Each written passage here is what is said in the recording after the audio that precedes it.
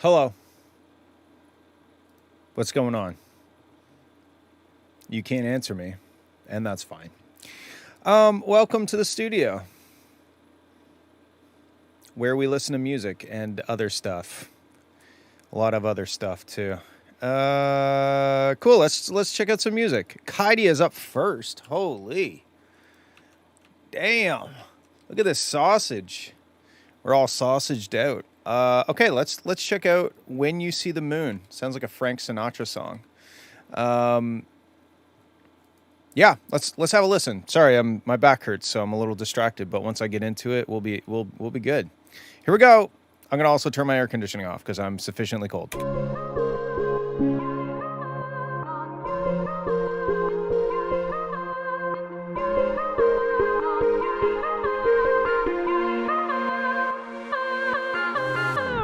I can feel it in the air. A new age is upon us. And all it took to get us there was every broken promise. Voices of the ones you've wronged, rising like a chorus. In your quest to burn each bridge, you burn down the whole forest. The goddess of the hunt has come. The hounds have got you on the run. The truth is an arrow piercing your heart. When you see the moon shining down on you, she'll expose the shadows you've hidden from view. When you see the sun shine on everyone, they will see the truth of what you have become.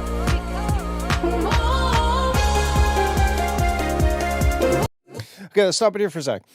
So I like this. I like the build. I like the progression of it. The vocals sound good. I think they're maybe a little dry for the style of track. I find that the track is kind of lush and the vocals are kind of just a little too dry and they don't quite fit in the mix. It sounds like there might be some reverb and delay on the vocals. I mean, there's obviously like the fancy delay, the side to side delay thing, right? But I'm talking more just adding some lushness to the vocals with a little bit more reverb, I think. In your quest to burn each bridge, you burn down the whole forest. And then the only thing that is sticking out to me besides the vocals feeling a little dry is that the drums are a bit weak. Like the hi-hat is very low in the mix, and usually hi-hats are too high in the mix, I find, with most people. But the hi-hats are a little low in the mix, and they're also a little too like spastic or something. You know, they're Voices of the ones you've wronged, rising like a chorus. In your quest to burn each bridge, they're almost like a little too fancy or something. I guess when I'm listening to it, I couldn't really picture a drummer playing that hi-hat pattern because it's just a little too da da da da da da da da da da da.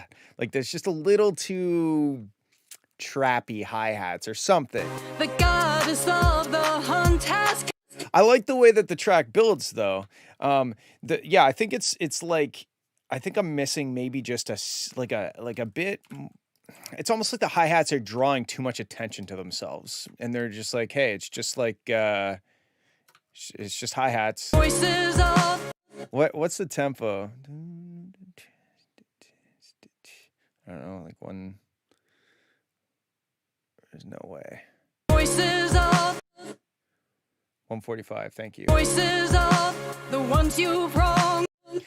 Like those hi-hats might be cool in there, but I think what I'm missing is just a little bit more of like a steady beat that makes it a bit easier to get into the groove. So even I wonder if you kept your hi-hats the way they are, but you just had like just something a little more steady. predictable, I guess maybe is the word I'm looking for. Voices of the one voices. Oh, that's not what I meant to do. Let's try this instead. Voices of the ones you've wronged. And then you could do like, you know, you could do a little fancy stuff here and there, but it's more like this is like the utility hi-hat, and the other one's more like flavoring hi-hat, I guess. Voices of the ones you've wronged, rising like a chorus in your. I don't know. I almost feel like it should have like a 16th pattern, like a that's kind of what, to me, that's what the drummer would be doing. So maybe in order to do that, we could just have like I don't know, do I have like a drum beat that's 145 that might have a 16th note groove? It almost seems like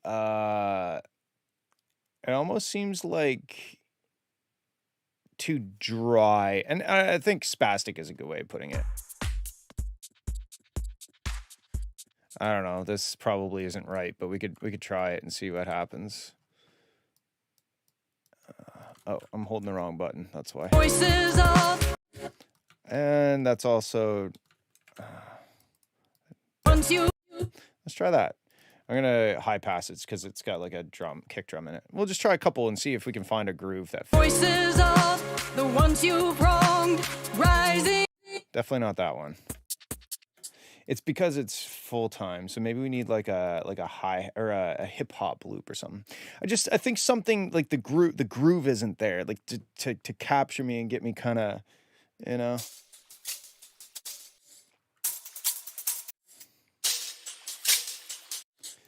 Maybe this. Voices of the ones you've wronged, rising like a chorus in your quest to burn each bridge. You burn down the whole forest. The goddess of the hunt has come. The hounds of God. And then the next thing is like the claps. The claps are a bit too just kind of dry 909 clap. I feel like they're a little dull. They don't have much life to them. They're just kind of like drum machine clap. And all of those, like the dryness isn't necessarily a problem intrinsically. I think just in the context of this track where it's kind of lush and kind of atmospheric, just having that super just sound is maybe not the right fit. It's a little too dry, I think. I don't know. Let's play around with a couple others here. No. No. Ooh, this is kind of cool. Maybe something with a little more like a little more flavoring to it, like this. This clap is kind of neat. Voices of the ones you've wronged. Voices of the ones you've wronged, rising like a chorus in your quest to burn each bridge. You burn down the whole forest. The goddess of the hunt has come. The hounds have got you on the run. The truth is an arrow piercing your heart when you see the moon shining down on you. I like this part. This part's really cool too. See the moon shining down on you. She'll expose the shadows you've hidden from. I'd probably take your like side to side delay vocals and turn them down, or like maybe bandpass them a little bit, because right now they sound as loud and as full bodied, like frequency wise, as the main vocals. So there's a little bit of overlap in terms of it sounding like two main vocals at the same time. But if you took like your delayed vocal and you took some of the high frequency and low frequency, put it down in the mix, maybe distort it just a little bit, just to give it a bit more of like a different sound, you know, to make it sound like it's processed a bit more differently, and that will give us more distinction between the main vocal and the affected vocal. See the moon shining. Yeah, this part too, if this is a build up, you could do something like ta ta ta ta ta ta. See the moon I'm glad that worked out. It's been a while since I've made music, so I'm losing my touch. Okay. See the moon shining down on you. She'll expose the shadows you've hidden from view. When you see the sun shine on every. Or maybe you could bring that in here if that's where if it starts picking up more pace here, you could bring in a ta ta ta ta ta. See the sun shine on everyone. They will see the truth of what you have become.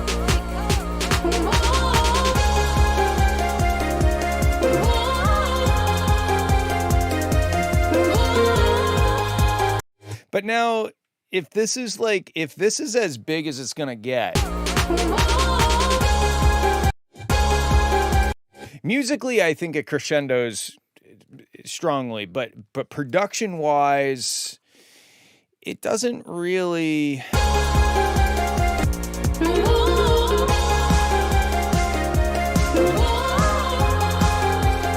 You know what might be a good reference for you for this track is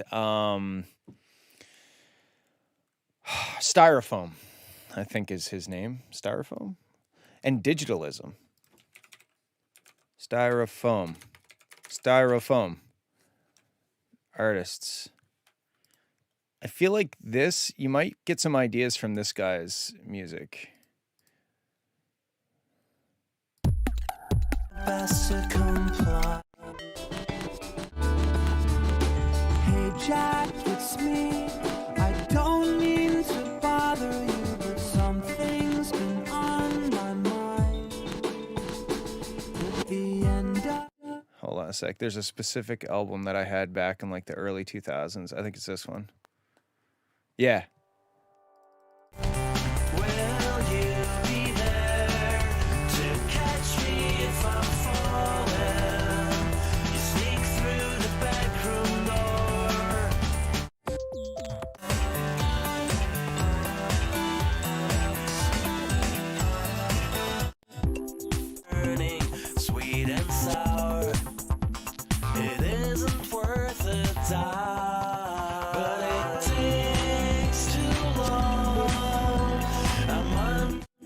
I kind of find it really hard to believe that your mom likes this obscure artist from the early 2000s with 7,400 monthly listeners. But if she does, that's great. Good for her.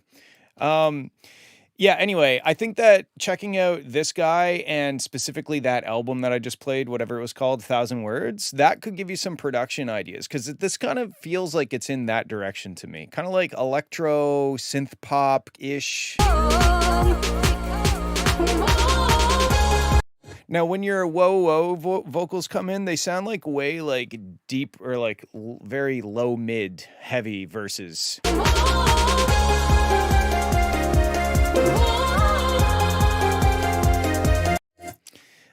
Just a little like they push through in that 300 hertz kind of area.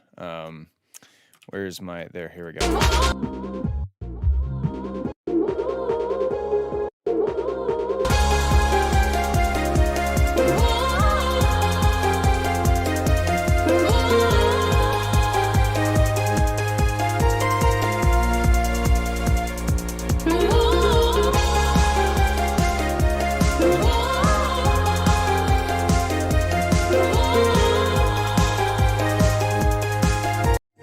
I think overall your drums are just not loud enough. You could send all of the drums to a hey Fred, yeah, sure, just drop it. Did you drop it in the thing? Okay, cool. Also, whoever submitted a SoundCloud link, submit a file I can download so that I can load it into the software. Thank you. Anyway, yeah, I think overall, if you took your drums and you sent them into a bus and you gave it a bit of like compression or a bit of drive or something to kind of stick them together, because they just kind of sound a bit too weak. And first, the sound of the drums are not incredible. You know, they're kind of standard they just kind of sound like a drum machine to me, but that could be cool if they were processed in a way that kind of leaned into that drum machineness, which is, I think, what gave me the idea of suggesting the Styrofoam artist as a reference. But like musically, the way that this builds, the melody, the chord progression, it's all moving in a great direction. It sounds dope, honestly. I think just like having a bit more grit is probably the lead sounds cool. It's reminding me of oh, what is it? It's good. It's very synth wave, and I dig that. Better days are coming now, and you won't be a See, like this drum beat is better. This drum beat is like, okay, now I can kind of tap my foot and nod my head a little easier than the way that the fancy hats were, doing that. now, and you won't be a part of it. All you do is scream and shout, pretending like we started it. But sunlight is a disinfectant, and moonlight is a true reflection. The hunt I do think that your vocals still are a bit like muddy. They're missing some top end. ending like we started it. But sunlight is a disinfectant, and ending like we Sorry. I'm trying to find a spot that's mostly vocals. know, and you won't be a part of it. Oh, Yeah, like this kind of curve, like this is extreme, right? 6 dB of the top end, but pulling some of that fundamental out of your vocal and then boosting up some of the high end, and you may have to DS after doing this because it might really boost the S's out, like might make the S's really sharp.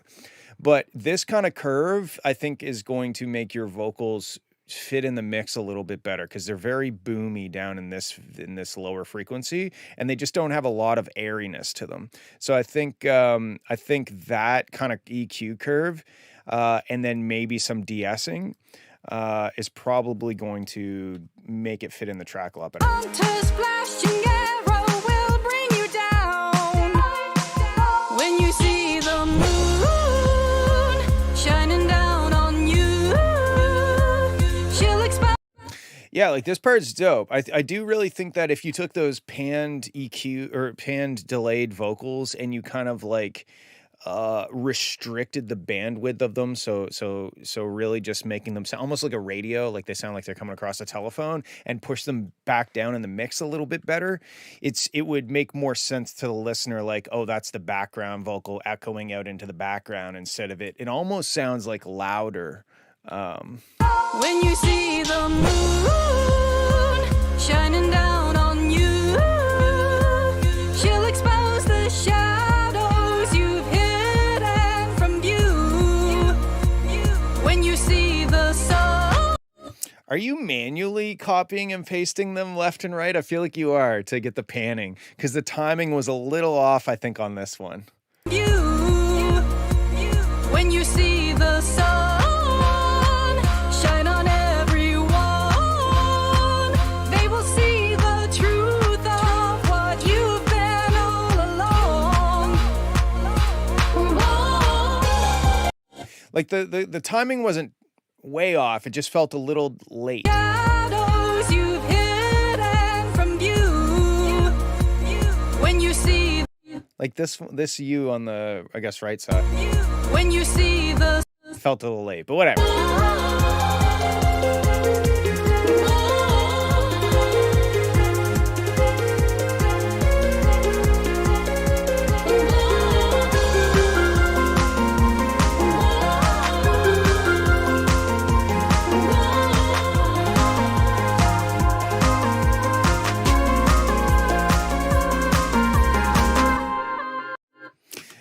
Yeah, I mean, overall, this is a dope track. I mean, like this is my favorite track you've submitted so far for sure. And I think musically, it stands very. It is good. I don't know how else to say it. It is good musically.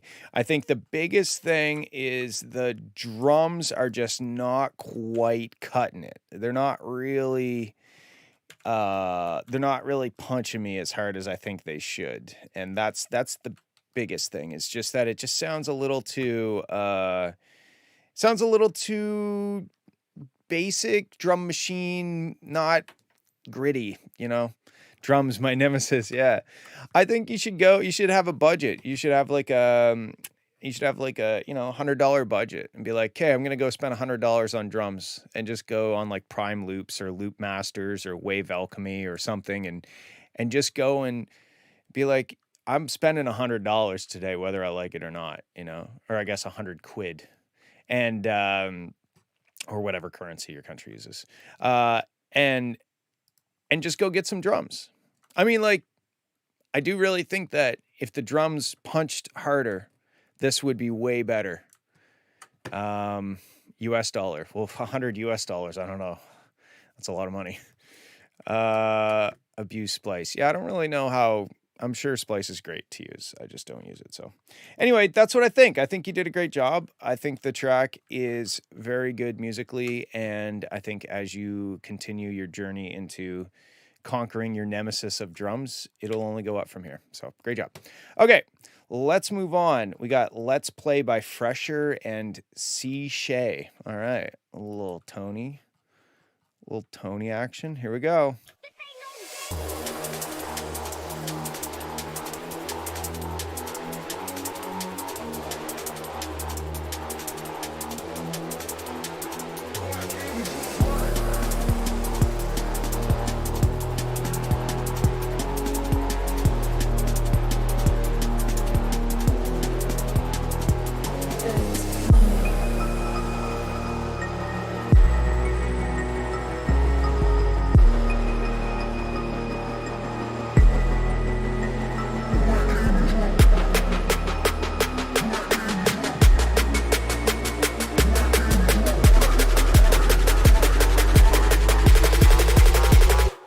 Let's play.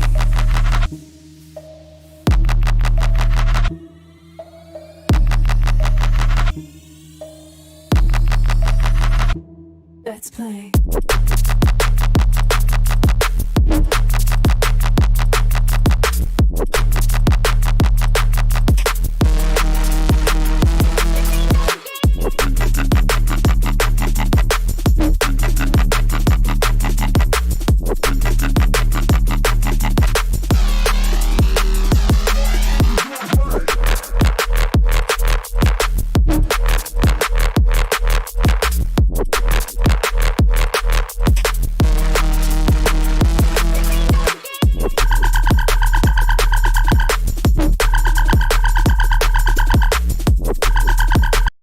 This part is like hippies in the woods on drugs.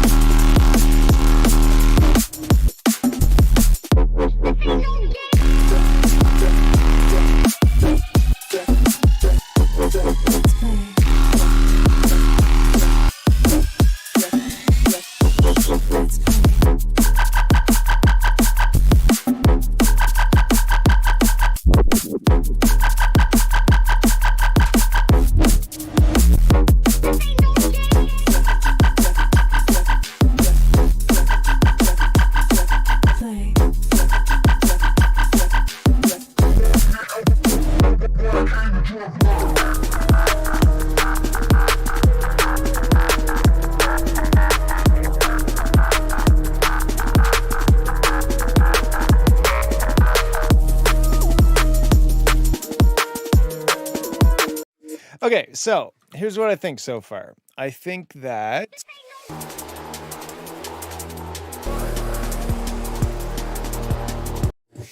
the first thing that came to mind was these kicks are too loud.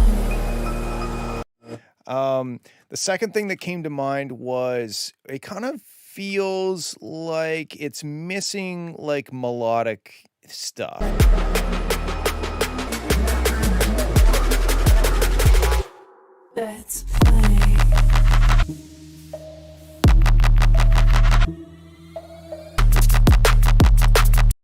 I also feel like this part could maybe be half as long. This isn't necessarily make it or break it kind of thing, but like if you got this building up harder, which I think you should, I think that this is too long of a kind of a fake out, you know, and I know that I'm just kind of naturally against fake outs for some reason, but is it 174? 174. Is it? It is not. What is it? 170. 170. Okay. Yeah, so Let's play.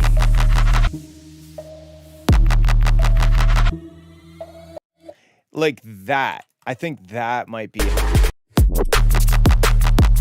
this might be a better like this. Let's see what this sounds like.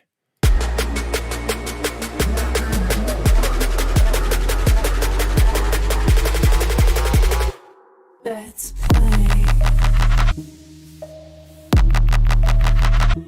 Let's play.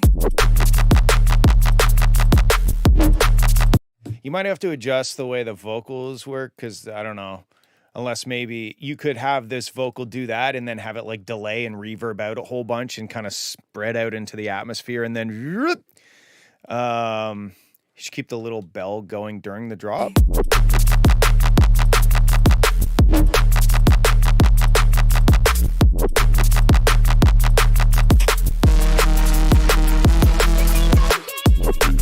I prefer the first drop to the second drop just overall. Because it just, to me, this is a whole other style of drum and bass. And it's not that you can't do it in the same song, but I think if you are going to do it in the same song, there needs to be more of a build up, or there needs to be something else preparing us for it to be kind of like quite a bit different. I think that this drop, I think you should base the second drop off of that drop and then just, you know, embellish or make a change to set it apart. But I don't know. When it first dropped into the, especially because even the snare changed to kind of like a pseudo dubstep kind of snare, you know, like a it's just such a departure from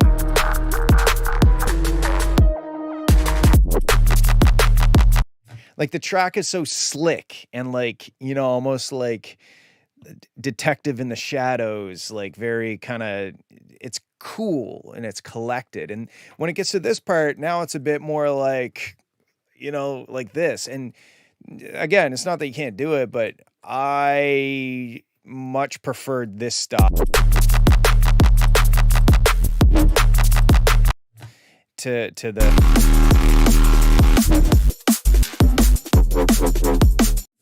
I like the, you know, I like some of the changes that you've done to like these like triple. So I liked some of that drop, but I just feel like you should base it off of this same style.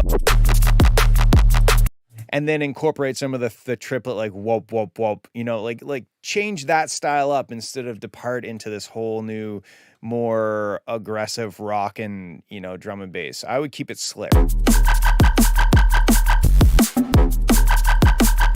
And I much prefer the first snare to the second snare. But there is one thing about the first snare.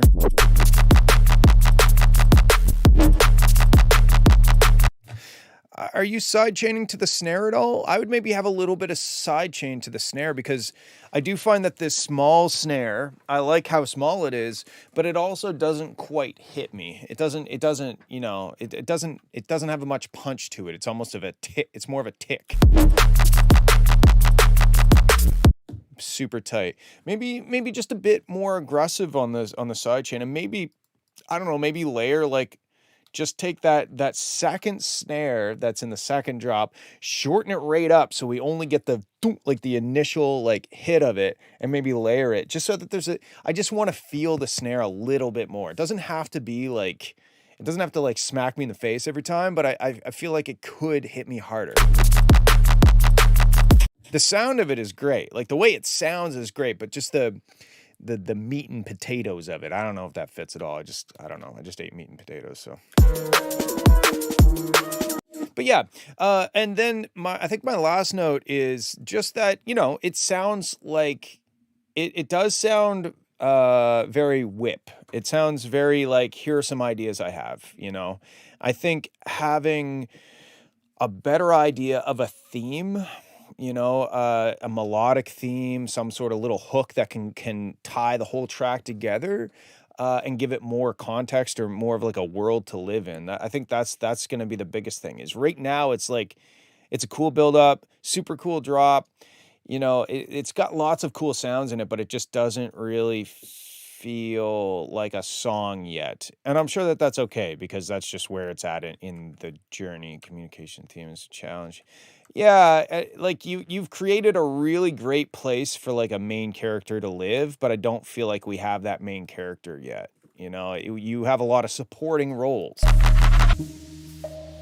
Like even the plung plung plung plung, like that, the little plicky thing. It's cool, but it doesn't feel like the hook. It doesn't feel like the main thing. So I would mess around and see if you can come up with like cool little hook. It doesn't have to be this crazy melody. It doesn't have to be super musical even. It could just be a sound. It could be a weird, interesting sound that's reoccurring and that ties the whole song together. But I think you have, oh, I just deleted it. I think you have a lot of really great stuff. This first drop.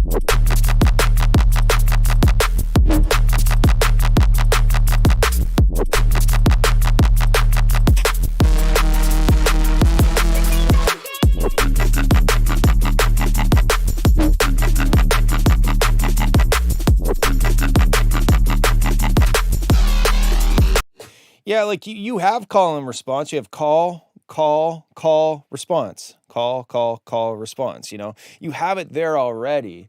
The arrangement is set up. Like I said, it has a lot of supporting roles, has a lot of, there's lots of room for you to put those sorts of things in. You could imagine like a little lead thing that's doing something that melts into that,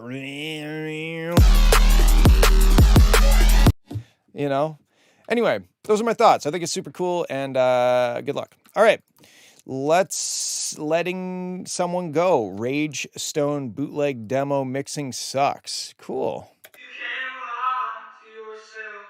After loving something true, and I've never loved a soul quite the way that I love you. You told me you despise everything that I've become. How we always turn into everything we're running from.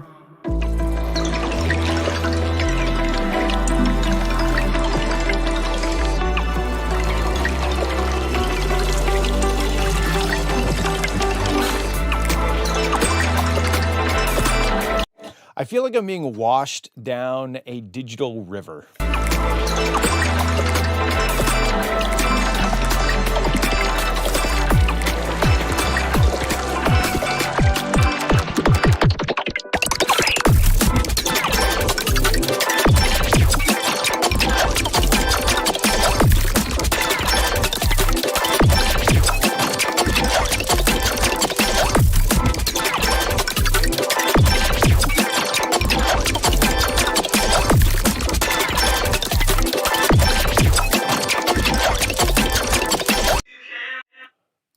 Wow.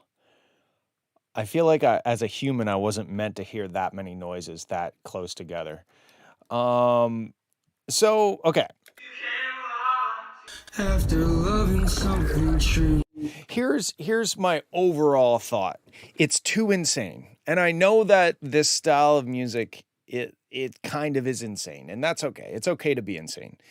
I think the trick is to balance that with something that's not quite as insane. For example, when you first start out here. After loving something true, and I've never loved a soul quite.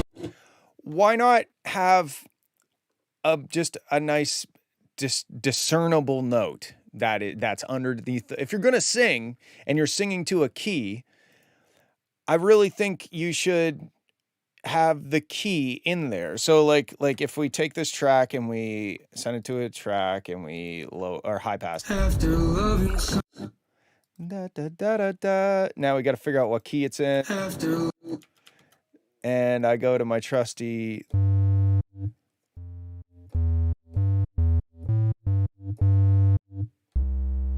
C? Really? after loving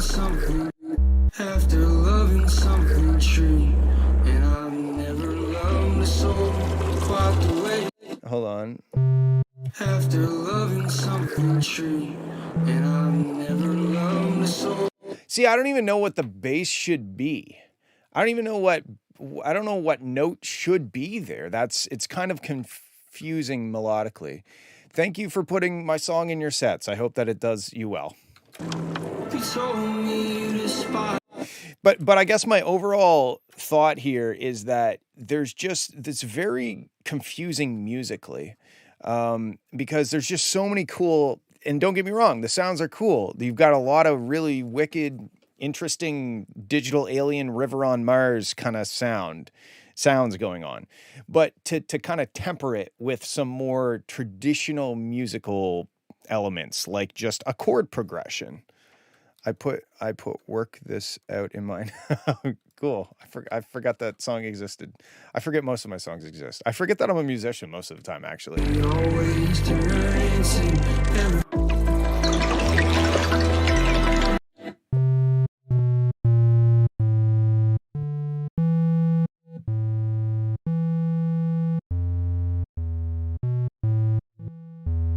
Okay, so you're doing A. Like, I like this bass. I like this bass progression.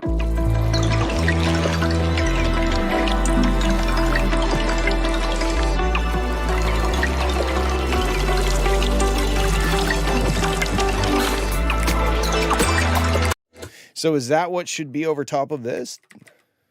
After loving something true, and I've never. I don't know. I don't know what the bass should be, but it should be something. And right now, I think, there's kind of like a scale. Instead of opening Paint, I'm doing this. There's kind of like this is like boring. We'll just mark it as B. And this is insane. We'll mark it as an uppercase I. And down here, you have maybe like somebody singing with a piano. And I don't mean boring in a bad way. I just mean it's all music, no production.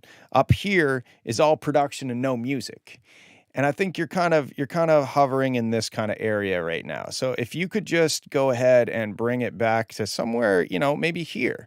So we still have a lot of the insane. Oh, I guess you can't see what I'm doing. We still have a lot of insanity. We still have lots of blah, blah, blah, blah, but like picking and choosing when to use that, and adding in a bit more approachable, accessible musical things like a chord progression or a clearly defined bass line. Because once you're in the drop, I don't know what the bass is doing.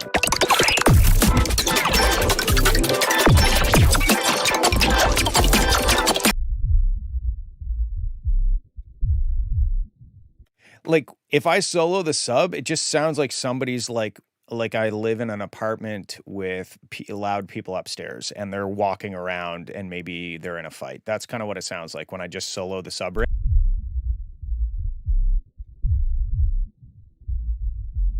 Or like they're like rearranging their furniture or something. So anyway, my overall opinion and feedback for this track is you got lots of really cool sounds. Now take a step back and make sure that the musical side of things is solid. Because at the end of the day, this is music.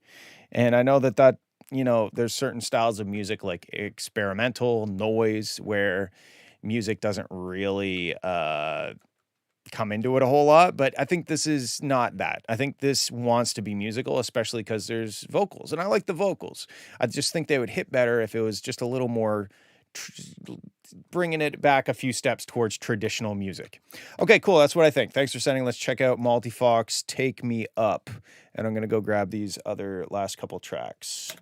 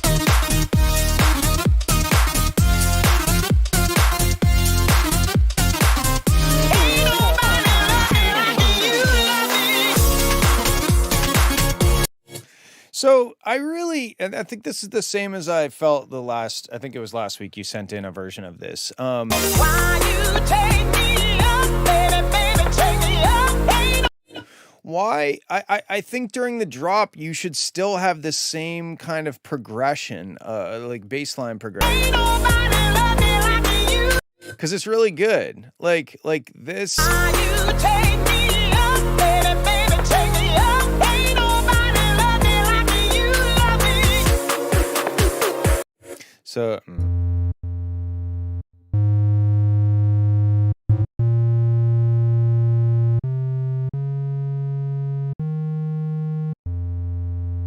I think that's what your chord progression should be based off of, because it works so well with the vocals. Oh, that's the wrong note.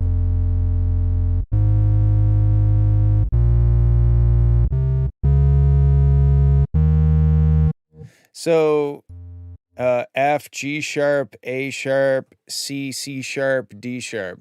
I think that's what I don't remember what I don't remember what I said last week, but this is what I think this week. So like when you build us up and you're building us up with this like great chord progression, but then it just kind of switches to Baby, baby, take me up.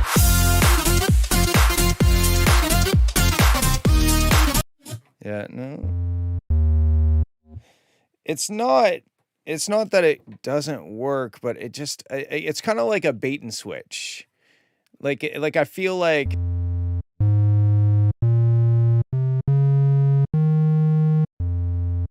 to me that's what the bass line should be, or that's what the song should be based around. But when you, especially with the portamento, like that thing is kind of intrinsically a bit cheesy, right? So it's not that you can't use it, it's just that you have to be aware that just any sort of portamento lead kind of has a bit of cheese built into it. That's just the way it is, right? So I think that combined with switching the chord progression out totally, it's a bit off-putting.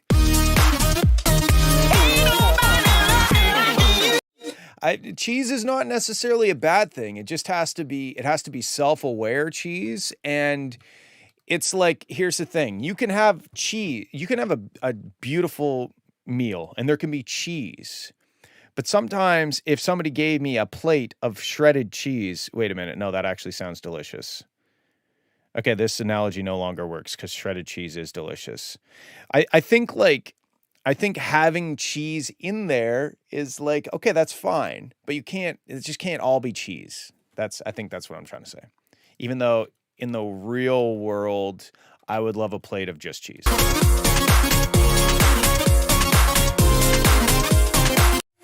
Yes, I've heard of Mr. Oizo.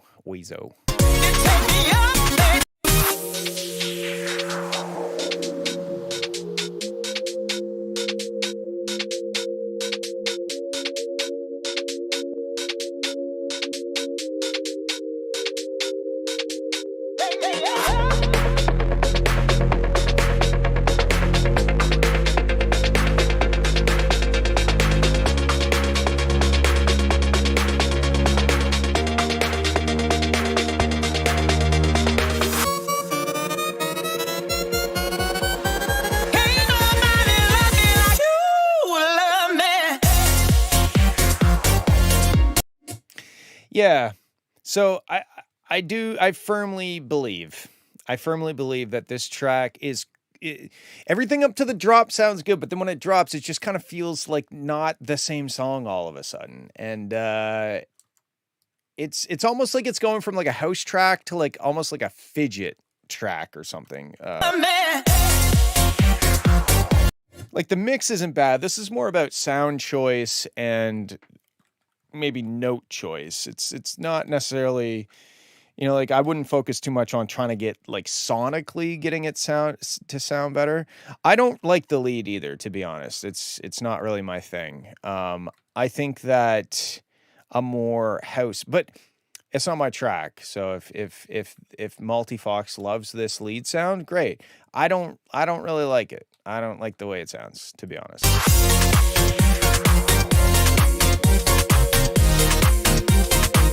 Also, oops. Also, like you have these like chords in the background, and there's certain moments where I'm not too sure that the chords and the notes are all agreeing in a 100% copacetic way. Like sometimes I feel like the notes and the chords are kind of being a bit dissonant. So I think everything except the drop sounds dope, and the drops just to me they just don't sound like they fit the track. Like this is kind of like here's what I think I would do. Let's go like the oh shit, wait. What's the what is it? Let's try 128. I'm gonna take a wild guess here. It's too cheesy harsh. Yeah, I think I agree. Let's see what the tempo is. Oh God, where's the start?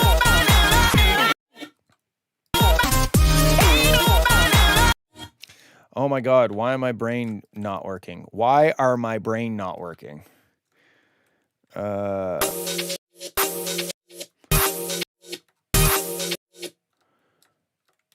Like seriously, my brain is not. Dude, I'm playing Hollow Knight.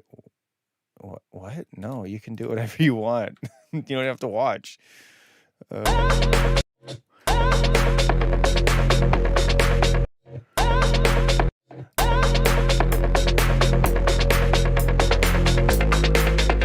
Okay, it's a little faster than 128. Was it 130?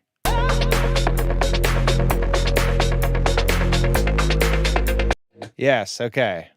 130. Okay, so let's now.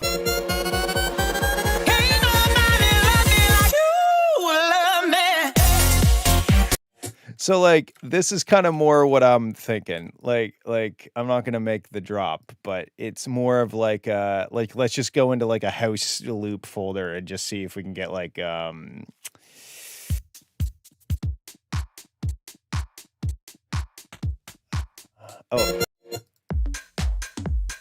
Like this just right off the bat. This sounds more like what I would expect to happen when it drops is this style of beat. Let's do this. And we'll go like this.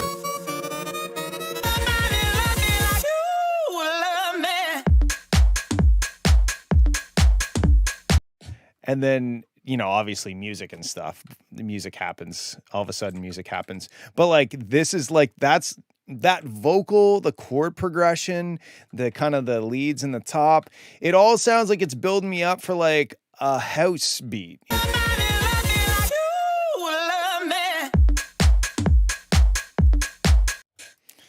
And I don't know, just like what ultra bass house. I don't know.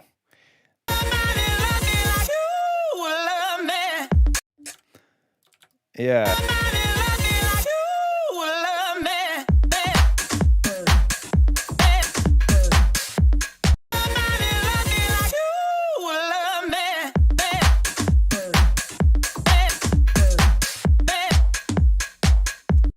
So then maybe like what if this just I'm really just spitballing here, just trying to give you some ideas. And again, if this is not your style, if you don't like, if you're not into house, this kind of groovy house music, that's your call. I'm just saying, different than us, the way to go, but this sounds way better.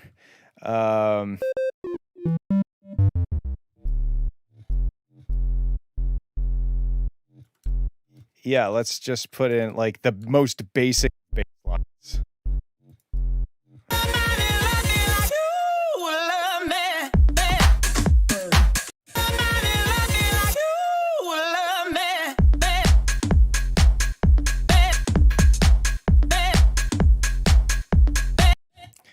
I'm just playing an F. Anyway, that's I think that's my take. My take is I don't like the lead. I don't really like the drop style. It seems to just fly in the face of like everything else in the track. Render and release, yeah. But if you could get more of like, if it was more about that housey vibe, then it would feel more like a cohesive track to me, as opposed to s- transplanting something into the track that doesn't really sound like it fits to me. But again, if you love that portamento-y kind of lead style and that's what you're into, then that's what you're into. You know, you shouldn't make music to make me happy. You shouldn't make music to make most people happy. You should make music to make you happy. But that is my opinion on the track, is that the drop does not seem to really jive with the style of everything leading up to it. So maybe maybe do both. Yeah, maybe there is a way to kind of make those kind of the portamento lead sounds jive with the house style. I don't know how to do it myself, but hey, it could be out there. I think at the very least you should pick a chord progression and base the song on it. So, okay, cool. That's what I have to say. Thank you for sending. Let's check out Nate Floof, who is Grim. Solar Flare Tear Out Whip.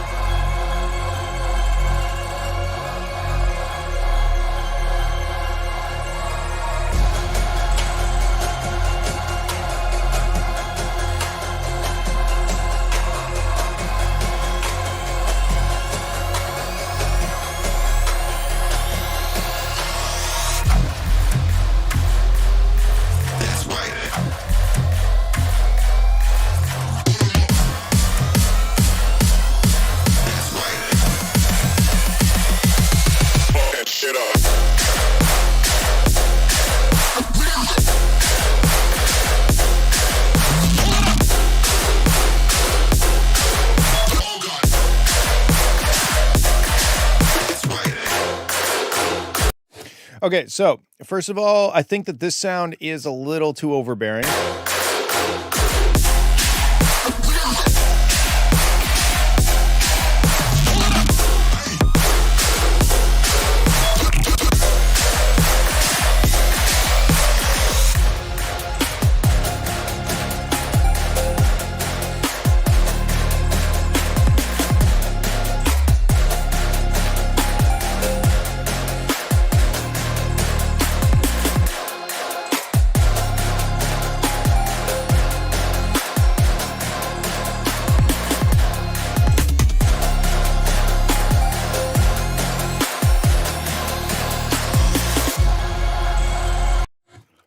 So my next thought is, you have a really good bass here. You know, you've got a good start, but I don't really hear a song.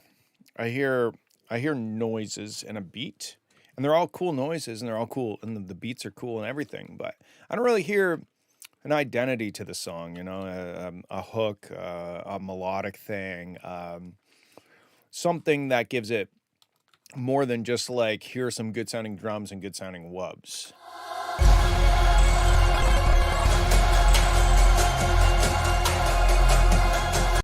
Like I in the very background, I hear doo dee doo dee doo dee doo dee doo dee. Like I hear like a little arpeggio thing, which is kind of cool, but it's really subdued.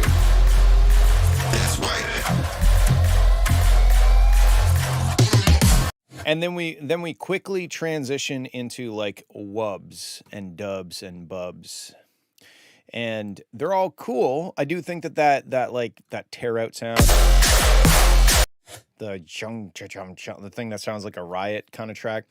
I think it's a bit harsh. It's a bit, I know it's kind of supposed to be. It's supposed to be loud. It's supposed to be in your face. I just think it's a little too much so.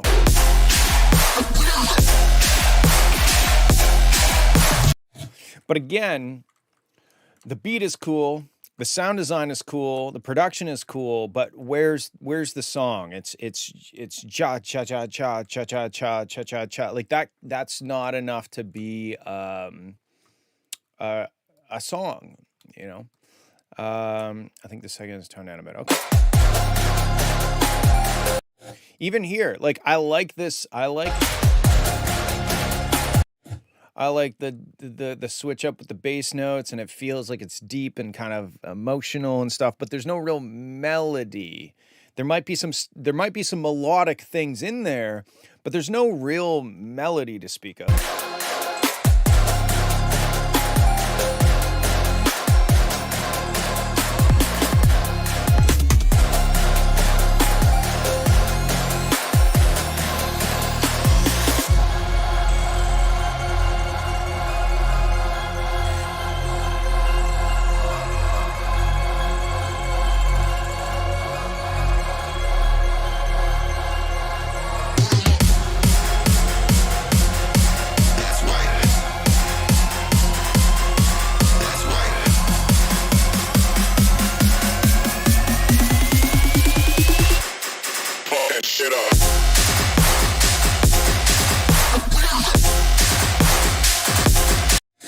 McDonald's chocolate chip cookies go hard, I'll tell you that much.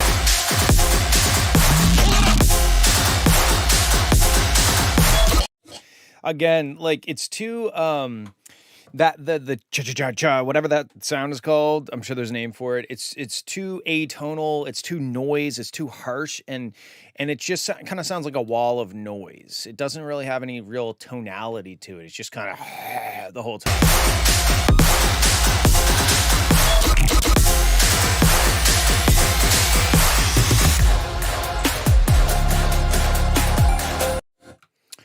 Yeah, and that's fair. If that's the style and that's what you're after, then sure. I just think that you could still have that.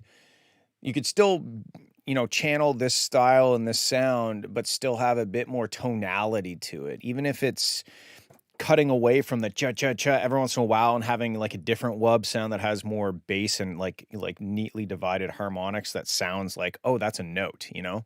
I think that would go well. But got to put more grime into it. But yeah, I think overall you've got lots of great tools here. I think you need to take a step back from the production and start thinking about it from a song point of view in order to get it to be more than just like a heavy drop to put in your DJ set, like sometimes that's fine. Maybe that's all you really want is a heavy drop to mix into. But as a standalone song, like a song, there should be a song there. And right now it just kind of feels like production. It just feels like a display of production. So maybe take a step back from like the technical stuff and try to figure out what you're trying to convey with this, from an emotional standpoint or from a conceptual standpoint, and see if you can make some musical decisions. And then, because at the end of the day, it really should be music with production really lifting the music idea up, as opposed to just like purely production. So that's what I got to say about this. Thank you for sending. You've definitely got some cool sounds. Production sounds cool. I just think, it needs to be more of a song. Okay, let's move on. Coder B5. Need it, boy.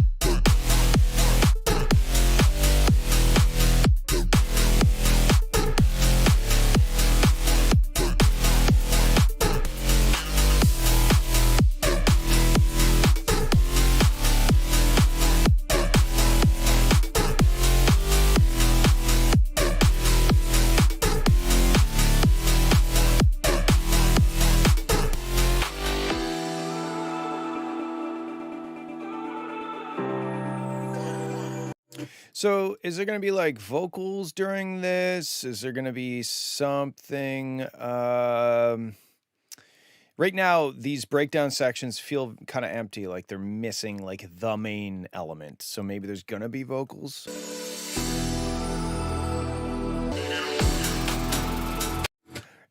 I would say both. So both build up. So this looks copy, not quite copy and paste, but copied and paste ish. We'll say. I felt both times when it gets to this section right here.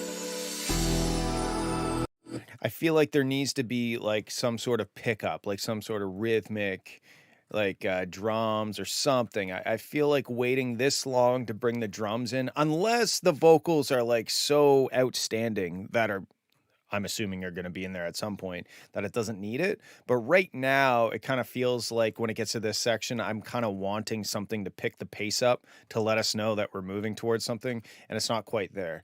So that's I would work on that. And I really do think that this doesn't really work unless it has a vocal or a melody or something. Like, we can't just listen to chords. I want to say McDonald's in Canada is better than US in terms of taste and quality. I don't eat at McDonald's very often, except the cookies. The cookies are the bane of my existence and something I'm actively trying to better myself with. But I have moments of weakness, and I order 6 chocolate chunk cookies from McDonald's, DoorDashed to my door, and I eat them all in one sitting. It's not something I'm proud of, but it is something I do, and I'm working on it. Besides that, I can't really speak to the quality of McDonald's food. Okay.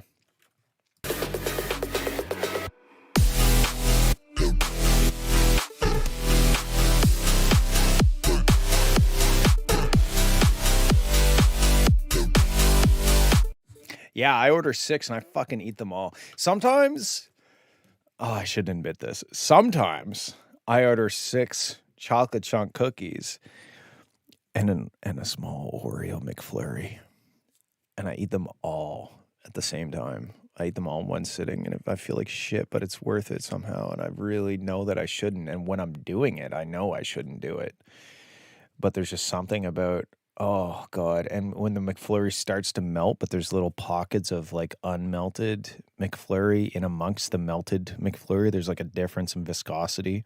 And it's almost like you're like excavating the melted McFlurry, trying to find these little pockets of unmelted McFlurry. And then you get an Oreo chunk, and you know, the normal Oreo chunks are fine, they're good. But when you get the Oreo chunk with a little bit of Oreo cream still in the middle, I might DoorDash some right now. Anyway, yeah. So anyway, but I do a lot of biking. So especially if I pull one of those stunts, the next day I'm out on the bike sweating my ass off, trying to, you know, like consciously trying to improve my life and burn off those billions of calories.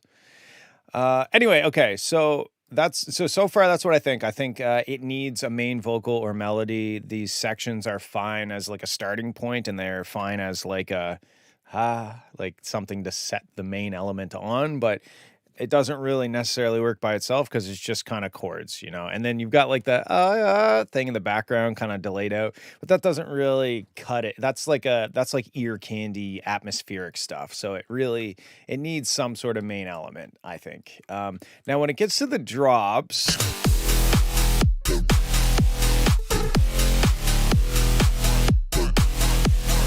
I think this is a good basis, I should say, BASE. Why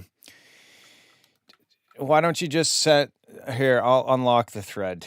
I don't feel like trying to figure out where my I unlocked the thread, so send it that way, because I don't feel like I never know where to get my requested messages in Discord.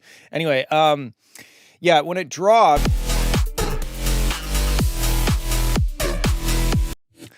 I feel like it needs more grit. It's almost like the distortion, the thing that kind of acts as a electric guitar, it's almost too like white noisy. It doesn't have like that kind of that dirtiness. It kind of just feels like a wall of white noise with a sub bass under it. Like if I high pass the whole track,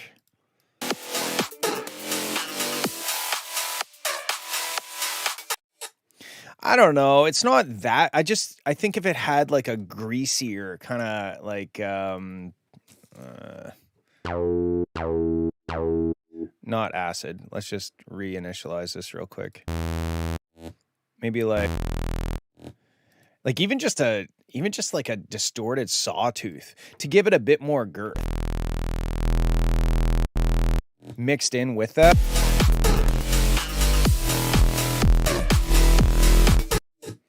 What happened to my finger? You know what happened to my finger. I don't want to talk about it.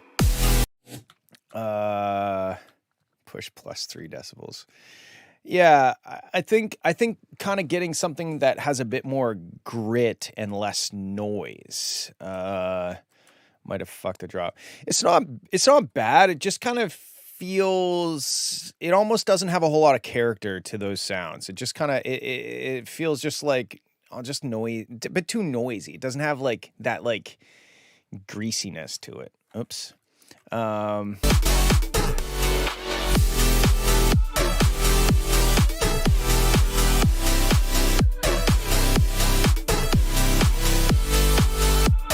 I really like when it goes and does the chord progression. That's very cool. And I think if you had some vocals, are you planning on putting vocals in? Because I do think that it needs it.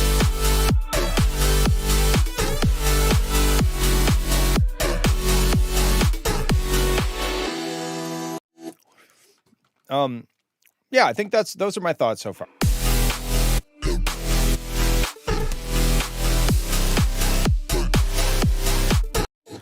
I also feel like I don't know, I'm not in love with your main drums, like your kick and clap. They just sound like just like transient. They're just very transient, you know? So I don't really, besides like experimenting with some different kicks and claps, they're not terrible. They're not like a deal breaker by any means, but I do think that there are better sounding kicks and claps for this style of music. I wish I had a reference for you. Probably like the Prodigy. Anything from the Prodigy, you could probably find something that. Oh, what's that? Prodigy. Invaders Must Die. Is that a good reference?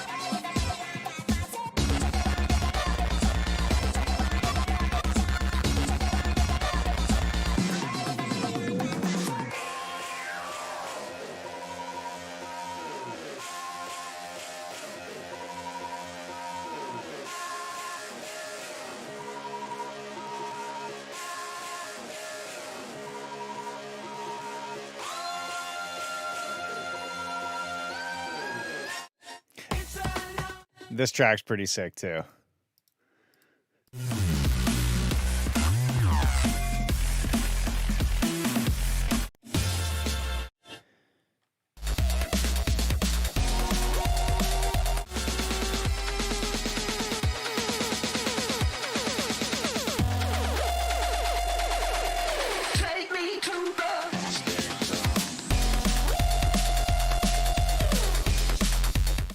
This is no longer a reference for your track.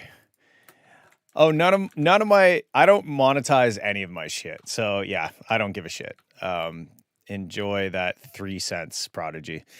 Anyway, I think your main distorted bass sound is just a bit too bland. It just doesn't have like oh, that's cool. Like, how did he make that? It just kind of sounds.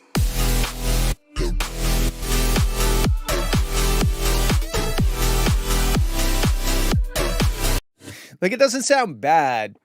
It just doesn't have that kind of character to it, like a signature character or something. And I don't know if that's really helpful in any sort of way, but that is how I feel. I do not know the artist Salute. Okay, cool. Thank you for sending. Let's move on. Carabike, Proof of Concept. Now that's a cool track title. Here we go.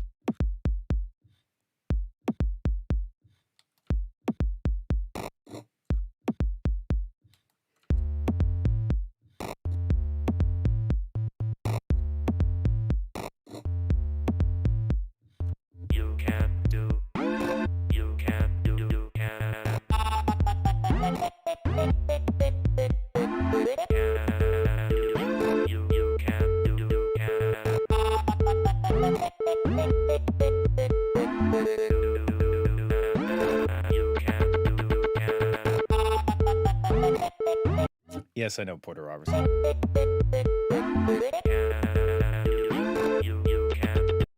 I don't know how FL Studio organizes. I just drag them all in and it orders them however it orders them.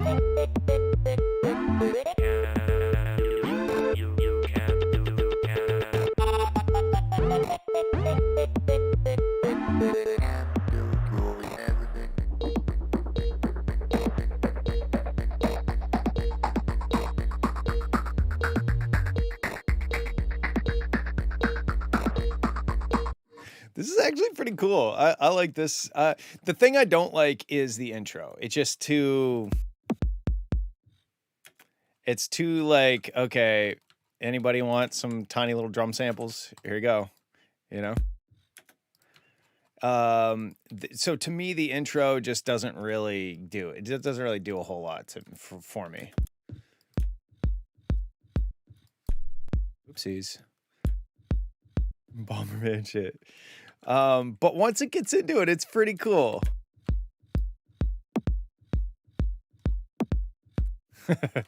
Anyway, let's go back to the track. Oh, wow, that is... oopsies. I'm making just a big old mess. And there we go. Like, this is a better intro right here. Like, why not start with that? Why isn't this the intro?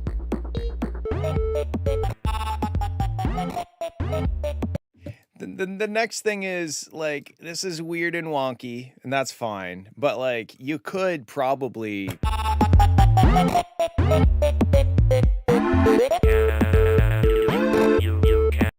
I would say side chaining would help a lot.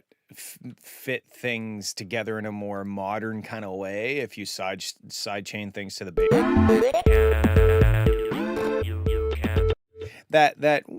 The square wave chord thing I think is quite loud because whenever it happens, it's like it almost takes over the track. Whoops.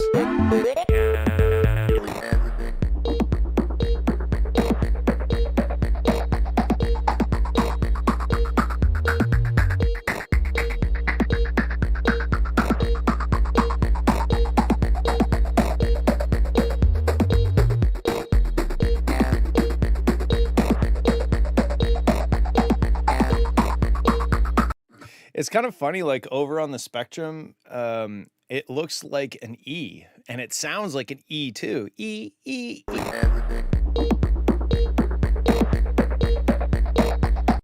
Yeah, I mean, like, I really like this. I like the wonkiness of this.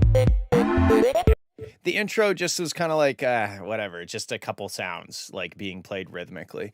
And I would look into side chaining because it doesn't sound like there's any side chaining here at all. And I think if you side chain stuff to the drums, you could achieve kind of a good balance of like weird and wonky, but still modern and kind of powerful. You know what I mean? Like, let's see what the tempo is. If it's 120, I swear to God.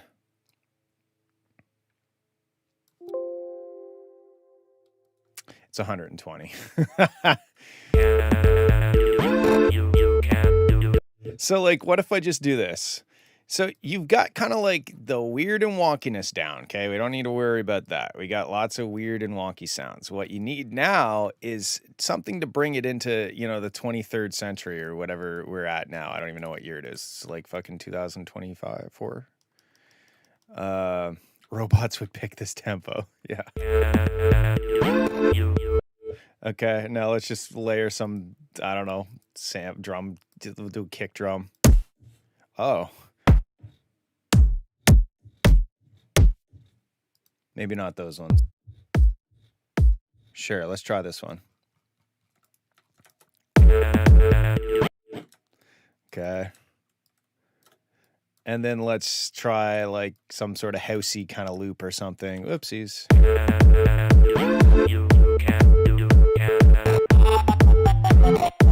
Alrighty, sounds way better to me. We have side chaining, we have a more modern sounding kick layered with the more kind of traditional, you know, like almost like chip tuney a little bit. Let's now add some sort of, I don't know, some sort of groove or something on top.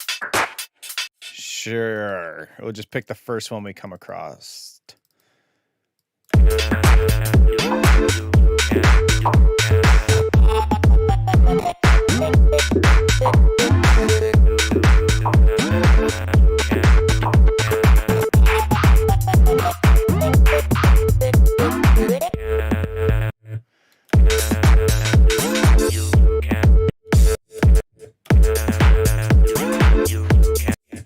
The problem is that we get all this swing, but there's no swing in the original. So now let's just maybe grab like the hi-hats out of this loop. And also you kind of, it sounds like you kind of have that like Moomba kind of thing going on. So let's go grab like some percussive hits. I don't know.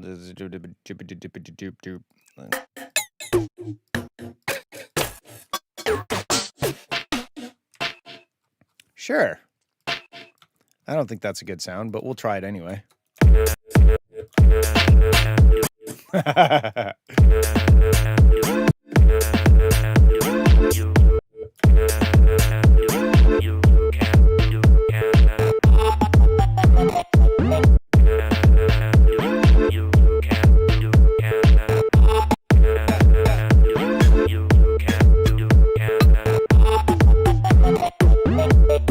See, like, I don't know. I think that just some more modern sounds mixed in with this not modern sounding track is probably the way to go. Where do you get all these samples? Dude, I have been making electronic music since 2004, and I've never deleted a single fucking sample that I've bought from a sample pack. You guys use Splice. I use my hard drive.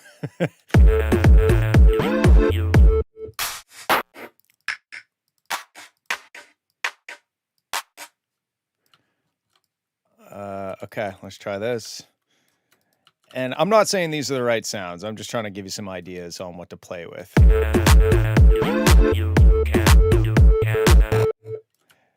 See, like, this is pretty... And now let's see what it sounds like over top of this, because I really like this section. What's the hardest flex of all time? Yeah, me being old. What a flex. Let's try this.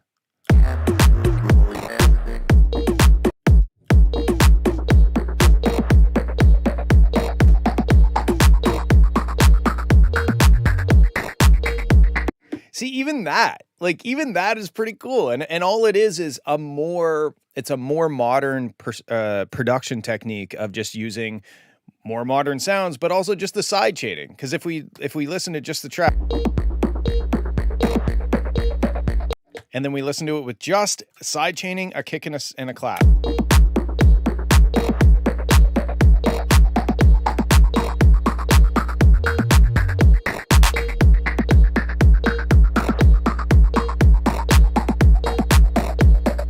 So anyway, that's what I think you should do. I think you should not depart too far from your kind of wonky retro sound, but if you could bring it into the 28th century with some more modern production techniques, I think that's going to help. Okay, cool. Let's move on. We got Hatman on the edge of reality. Interesting. Is it real?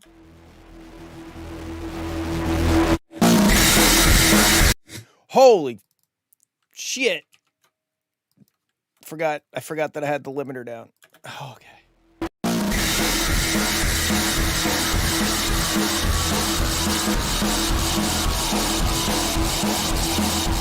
See, like, this is reminding me kind of Nine Inch Nails a little bit, but there's just that sound that psh, psh, psh, psh, psh, is just too loud. It's too harsh.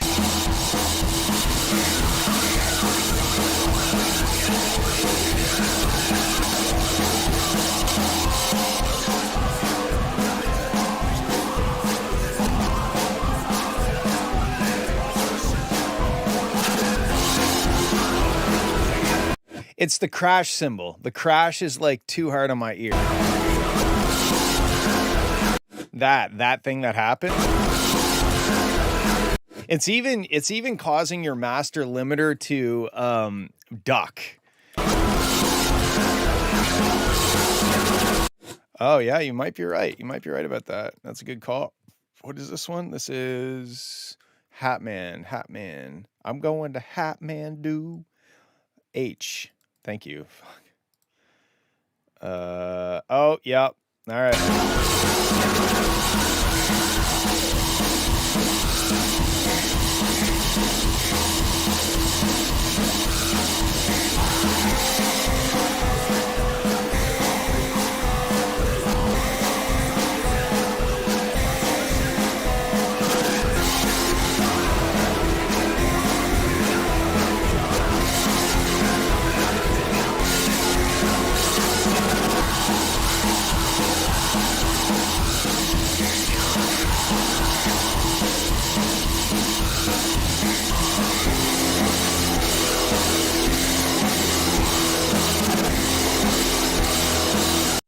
Yeah, so it's very it's very harsh. And you can do heavy, you can do distorted, you can do industrial and dirty and but that crash cymbal is just all I can hear when I'm listening.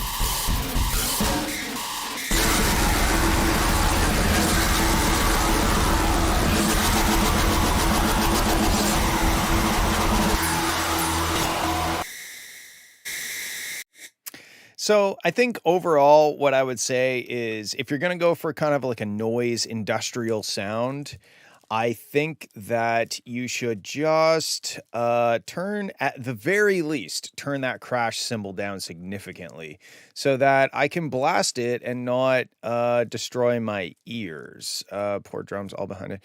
Yeah.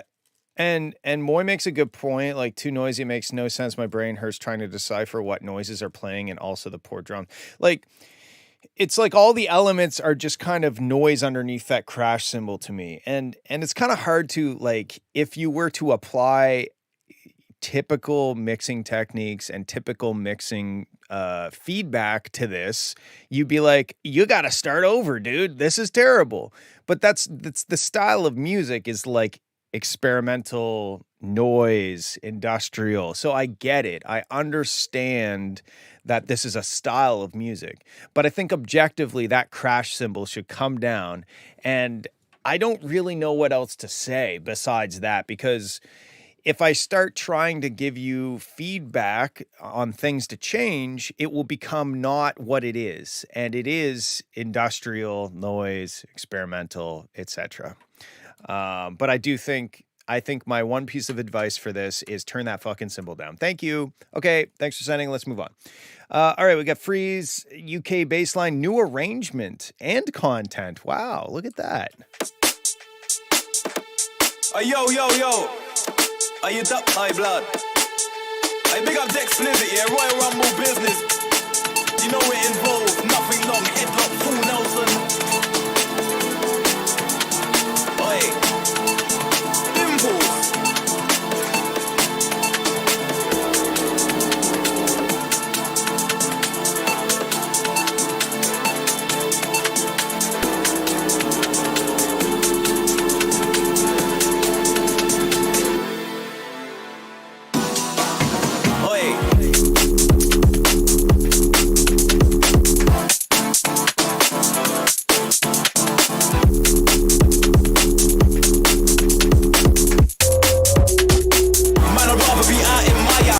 Okay, what about, that is what Raham sounds like in real life.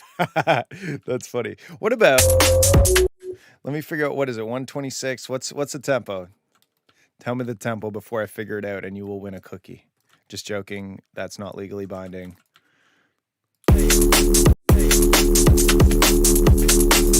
132 or something.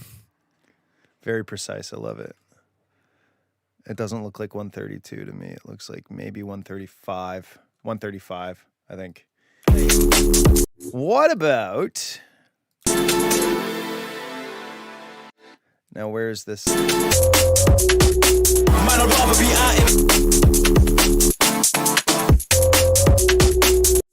What if you did this? What if you, I'm not saying to do exactly this. I think it's too full-bodied, but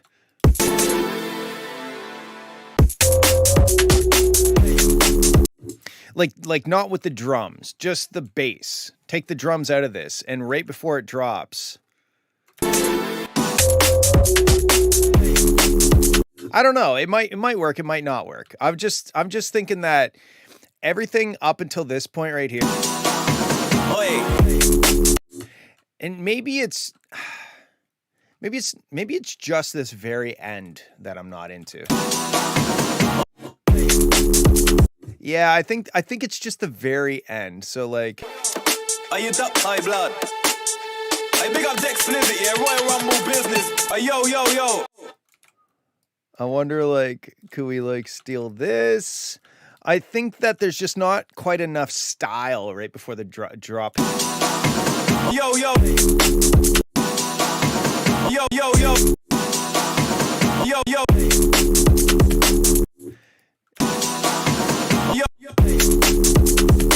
I don't know. I think like I like this I like most of this little build-up section, but it just the way it transitions from that little build-up into the drop, it just doesn't like blow me away. Like I'm not like, oh yeah, you know? So I think if it was just a little tighter right before the drop.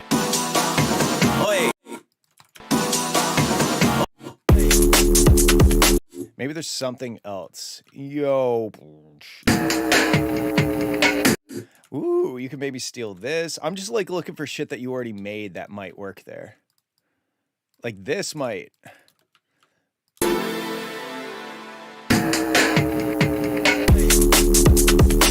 That's kind of cool. That's got a little bit more sassiness to it.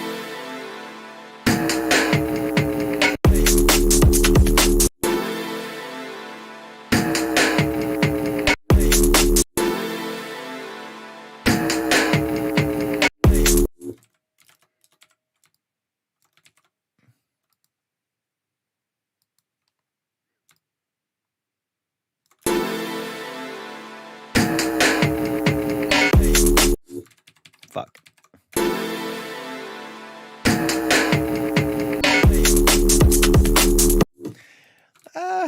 Oopsies. That's not what I wanted to do.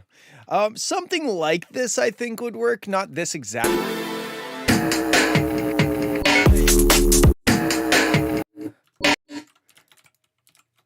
Oh, maybe.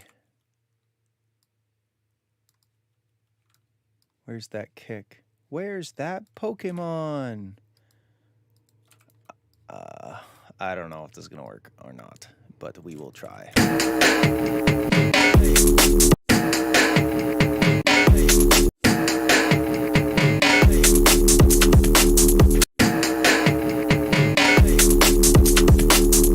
Yeah, I think that's cool. What's there? What is there now isn't bad. It just doesn't quite make me lose my mind as hard as what I think I should. Man, I'd rather be out in Miami. Ian, the beach got peas, ass iron. Ian, doesn't mean we don't get hungry. I run up in your base with me and 3 other goons hold metal like cranes. See everyone splurt, you can't even see them. I'm sincere, make niggas run like DM. See how I got shit locked. I feel like everything's a little too loud, especially when the vocals come in. The vocals feel like they are just smoking the limiter. Like we are sausaged all up. See, I'm sincere, make niggas run like DM. See how I got shit locked to remember. I'm Frank Slicey, you might see me high in the ride when the next man be. My first of all glasses like. Yeah, just generally speaking, everything is like right at the limit of how loud it can be. One back like Superman, forget supercars. I come through with 8 niggas strong, beat it up in a super van. I know girls who in the broad on business like PMs got banged up for bringing in yayo like. Now, right here, there's certain times, like this is one example, where there are vocals and they are saying a lot of words, but there's also a lot of like music stuff happening underneath of it, and it's kind of a bit messy. Like I'm like, what am I listening to? I can't understand the words. It's hard for me to really listen to the stabs and stuff. I think when the vocals are there, they are so strong and in your face that you should pull the production back and just let the vocals carry it, and don't play instruments and sounds that are competing with the vocals in that same frequency range. Like you could still have the beat going, you could still have the bass going, but like all of the everything else is kind of getting in the way. Even like the drums, like right here in this section, right before what I'm assuming is going to be like a breakdown, you could strip it way back and just have like maybe the vocals and bass from here to here. You could just have vocals with the bass line. there is no bass there, so forget that. But you know, like there's just it's up in the higher frequencies. I feel like it's very overwhelmingly loud.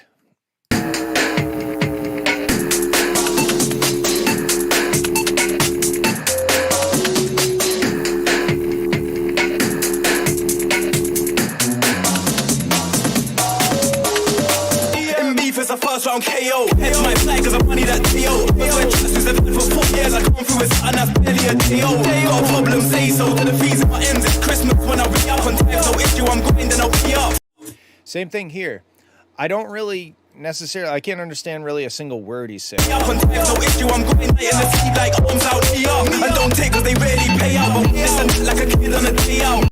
I think the vocals are maybe like too sidechained, and again, I think you should turn off your master effects and mix the track with no master effects for, you know, half an hour, because it just, to me, there's certain elements that are really smoking the limiter too hard. So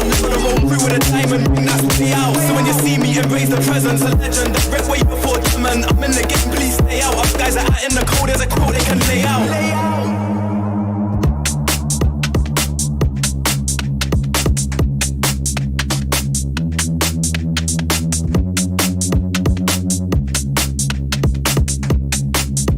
Like even, okay, how about this? The vocals that are here, why? Maybe try putting them here. Because now all of a section, I was reading while I was talking. All of a sudden, you got lots of room for the vocals.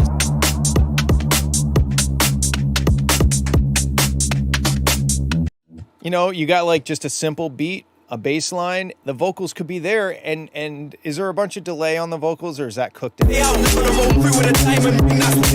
when you see me embrace the presence, a legend, the rep way before. Yeah, I don't know. To me, this seems like this section is just asking for the vocals to be there because there's all this room for them, but instead they're kind of crammed into this section where there's not room. Let's keep going.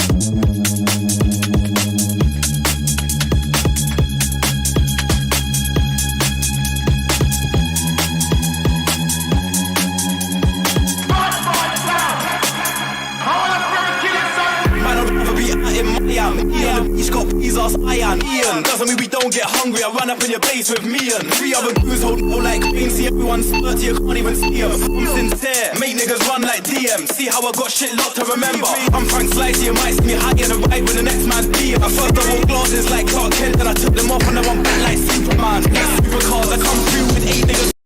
Yeah, I think it's mostly like, there's a couple things. I think your top drums are very loud and bright, and the vocals are very sidechained. And when you put those two things together, it's kind of like I'm trying to like dodge the hi-hats so I can listen to the vocals, but the vocals are also dodging the kick drums. There's a lot of dodging happening, and it's hard to understand the words.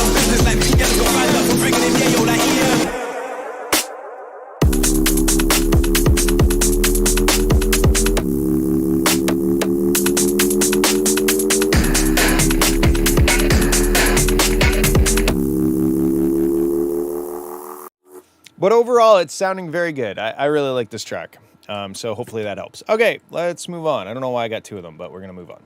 All right, Felix Archive, Millions to Spend. God, I wish that was me.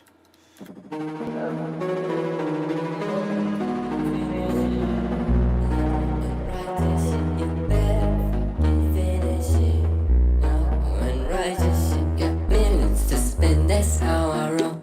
Now what's the key to this? I hope that I can find it someday. Is it to make you rich? I don't think that's all that I want here. You think that you're the prize? It's all a big disguise. I saw beyond us. I saw right through our lies, and her glow is only something you know. I saw behind her eyeballs. There's something going wrong here. I don't know what to call it. She has it well, yet I know. Well, what do you know? I'm thinking, why though? Another minute she. This is dope. I really like this. Let me figure out the tempo real quick. Another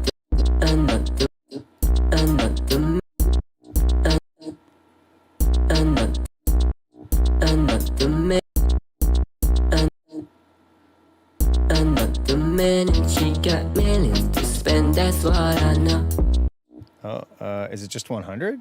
I think it's 100. Another man and she got millions. Yeah. Okay. So, here's the thing. I love this. I love the wonkiness, but I think it could be just a little less wonky in terms of timing. Millions to spend, that's how I roll. Now what's the key to this? I hope that I can find it someday. Is it? Like, I wouldn't change anything that's there. I'm just thinking, could it just have like a very subtle hat or shaker or something that just gives a little bit more like clear rhythm? Crates. Oh wait, I'm in hats. That's why I want loops.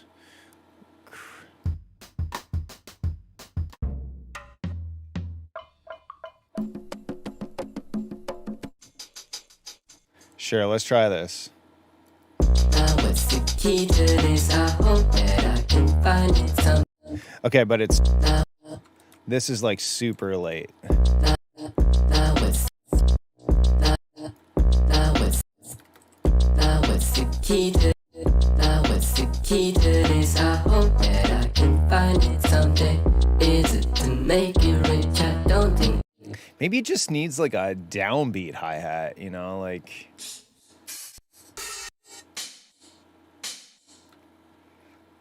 every quarter note. Well, almost. Now what's the key to this? I hope. Ah, yeah, I think that's maybe what it needs. Because now it's still got all the wonkiness. It's got all the weird timing, like the lateness on the drums and the sloppiness, you know. That's cool. But now my head has something that's very easy to like, oh, I know when to nod my head every time that hi-hat hits. Now what's the key to this? I hope that I can find it someday. Is it to make you rich? I don't think that's all that I want here. And you could even throw in like an open hi-hat. Yeah. Now what's the key to this? I hope that I can find it someday. Is it to make you rich? I don't think that's all that I want here. You think that you're the prize? It's all a big disguise. I saw beyond her eyes. I saw right through her lies. And her glow is only something you know.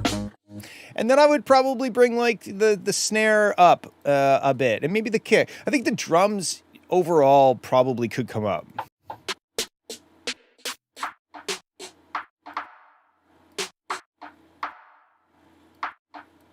Maybe this. Let's just layer something and see. Now what's the key to this? I hope that I can find it someday. Is it to make you rich? I don't think that's all that I want here. You think that you're the prize. Like you could just, I like the sound of your snare. I think it's just buried, so you could just bring it up. Through her lies and her glow is only something you know. I saw behind her eyeballs. There's something going wrong here. I don't know what to call it. She has it well, yet I know. Well, what do you know? I'm thinking, why though? What? Another man and she got millions to spend, that's what I know. Another man, another million to spend, that's how she. And like little drum fills and stuff would really set this off too, right? So if I go into some drum fills. Sure. Just gonna grab a random one, see what we can do with it. So like another man and she got millions to spend, that's what I know. Another man. Oh, whoopsies. Another man and she got millions. Oh, I keep hitting the space bar. Another man and she got millions to spend, that's what I know. Another man, another million to spend, that's how she. I saw behind her, I saw right through her lies. I saw behind her, I saw right through her lies. But you reply and I'm back in your grip. Cannot deny that you blind my judgment. I know what's right, why do I get pulled in? I'd rather die than do this shit again. Another man and she got millions to spend, that's what I know. Yeah, Cody, I will do that. I'll move it down. Okay, it's moved down. Yeah. So this track is super dope, actually. This is a really good song. I really like where this is going, and I think what it needs is just a little more of this sort of shit, especially because this sets apart like the different sections of the song, the verses and the chorus and stuff like that. Having stuff that comes in that isn't in other sections. Also, like crash cymbals are going to help a lot to distinguish like the starts of different sections. So like this paired with that drum loop right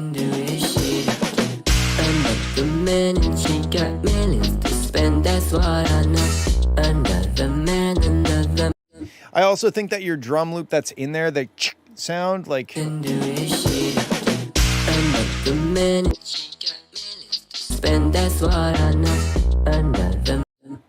it's kind of a bit harsh rate.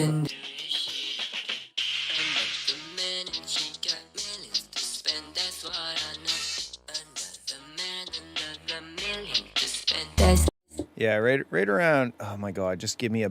There we go. I'd probably try to like calm that frequency range down in that hi-hat that you have in your track. But yeah, this is really cool.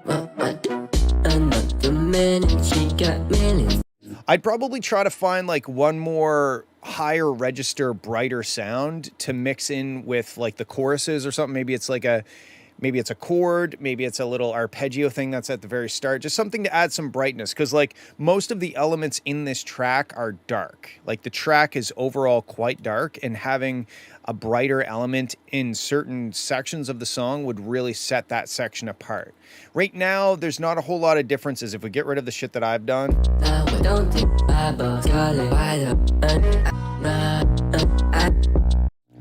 So if you listen to just any given point, there's not ever really much happening in the high frequency range of the song. So cymbals, effects, that's going to help.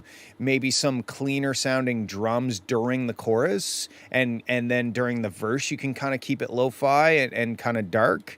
But yeah, it's really cool. You did a great job, and I hope that gives you some ideas. Okay, let's move on. That was Felix's Bryden Adams, Ignite 3.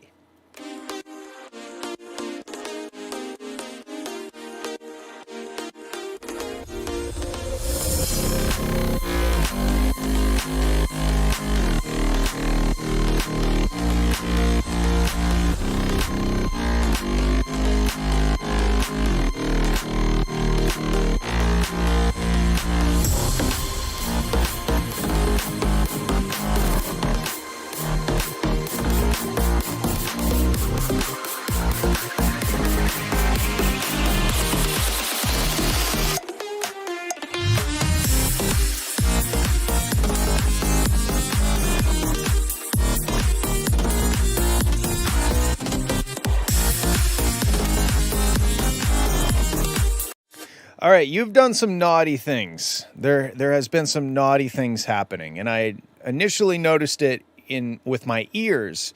But check out this. So right up the center is the stuff that's in the middle. It almost looks like the stuff that's in the middle has been all sent out to the side.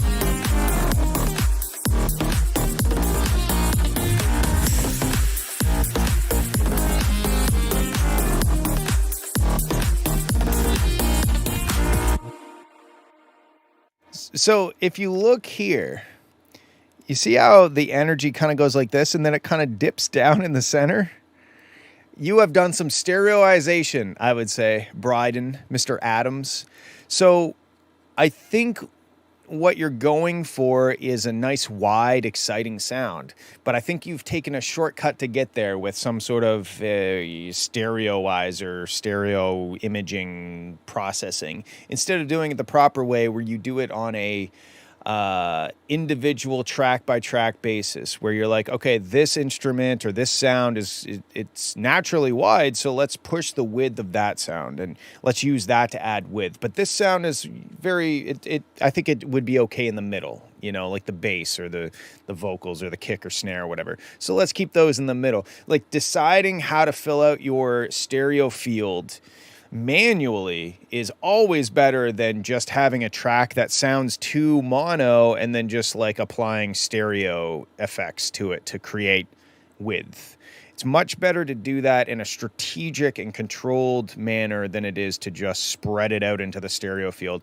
Initially, it will sound better, but when I listen to it, it feels kind of off-putting in terms of like the dimension or like the width. It almost feels like artificially wide, because I think it is artificially wide.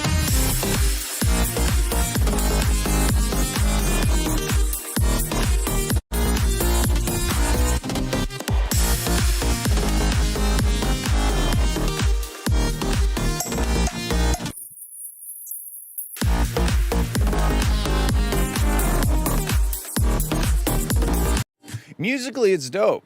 You know, the vibe is the feeling of the song is great. Musically, good stuff. It's the production that's throwing me off a little bit. So another idea I had was right off the top.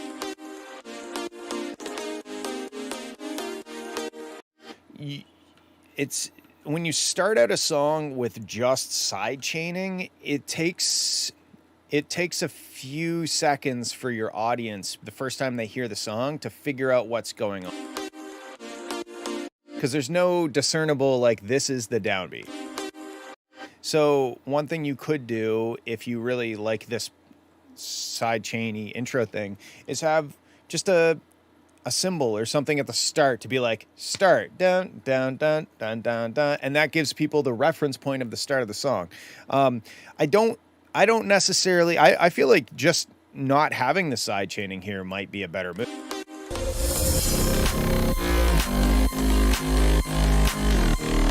You can maybe bring it in here with a smaller version of the drop kick or something, but I don't know. It's not necessarily like, it's not that you can't have this side chain here. It's just that when you do this sort of start, it takes a second for us to be like, oh, okay, okay, I got it now, you know? Because there's no discernible downbeat, because the downbeat has literally been removed. That's the point of side chaining. So I would do that.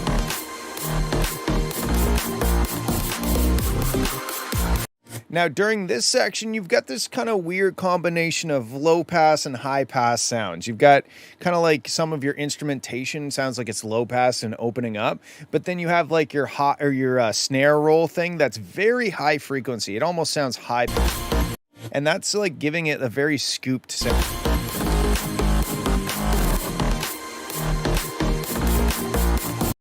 It's a bit conflicting, like parts of the track are low passed and opening up, and then this snare roll is very high passed, and I'm assuming it's coming down.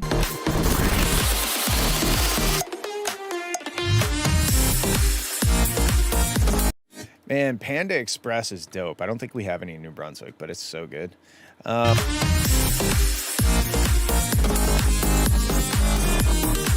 But yeah, musically dope. I think the biggest thing is revisit your stereo. I would remove stereo imaging from your master. I'm not saying that you can't do it. I'm not saying that it's not beneficial, but I will tell you that personally, I don't think I've ever released a song with stereoizing effects on the master bus, ever. And that's not to say that I know what I'm doing and you don't. I'm just saying that if you're going to use it, I think you should probably use it very lightly, because it is kind of a Band-Aid. There's a Band-Aid on my finger, so I'm saying Band-Aid.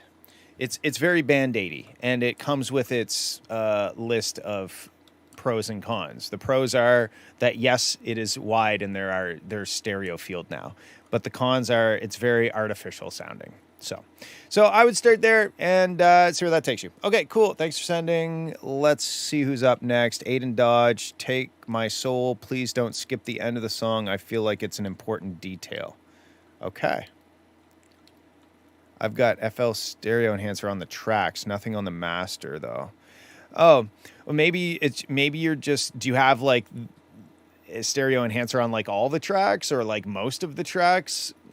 Because then it would kind of do the same thing as if it was on the master bus. There's just something you could tell by that polar pattern, you know, like if we just pull up, let's pull up what was let's pull this one up. Might be too much enhancer. I would say it's too much enhancer. Let's just look at this.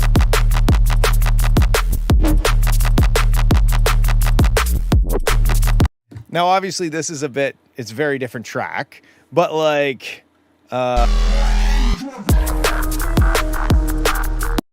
most tracks, what you'll find is it almost always will be the heaviest, the most energy down the center, and then it'll spread out from there.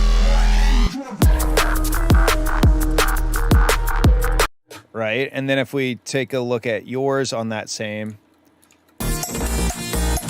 there's like a lack, like the middle is quieter than the sides, which is kind of the opposite of what you would expect. So yeah, I would be a bit more strategic and careful with your stereo enhancers, and maybe look into ways of not needing to use that. You know, maybe there's better ways of achieving stereo width than the stereo width knob. Okay, let's check out Aiden's song.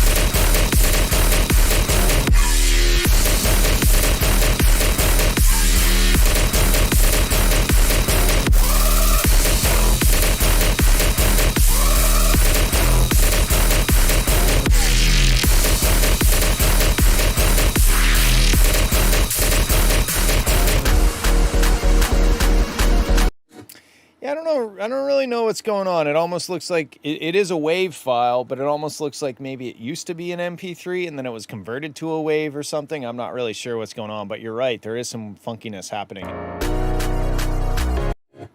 Like at 16 kilohertz, it just kind of drops off and then does some like aliasing stuff. So, okay, what do I think about this? First of all, I feel like this is like the exact same chord progression as something else you've sent in the past. So I would be a little careful with reusing. I'm sure it's not exactly the same, but it feels very similar. It's been a few years. What's the da-da-da-da? Whatever that song.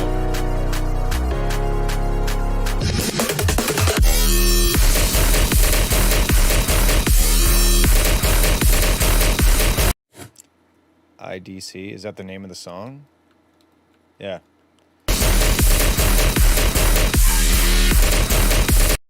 I don't know what is IDC the name of the song you're referring to?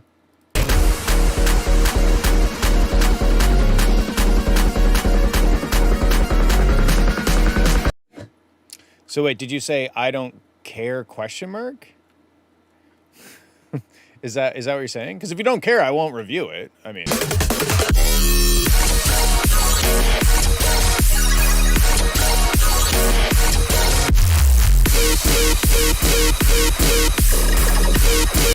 is the song called I Don't Care?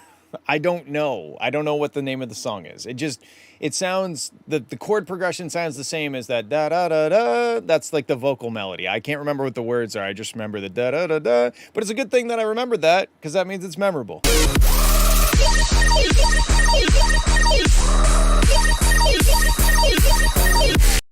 I think the drops are like very, very loud, and sure, they're supposed to be.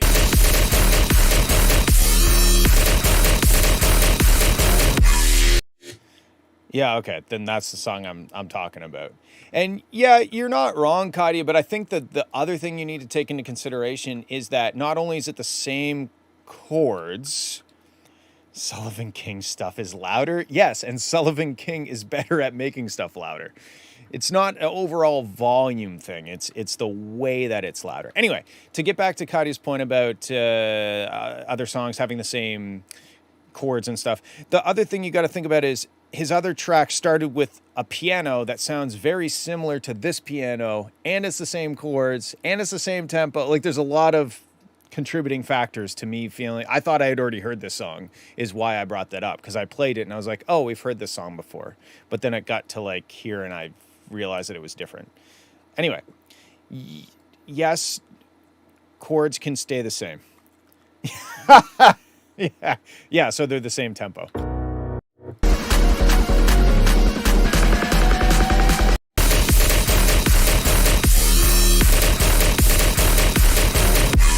See, like, the problem with it being too loud, it's not like it's not that the numbers are wrong, the LUFS or the RMS value.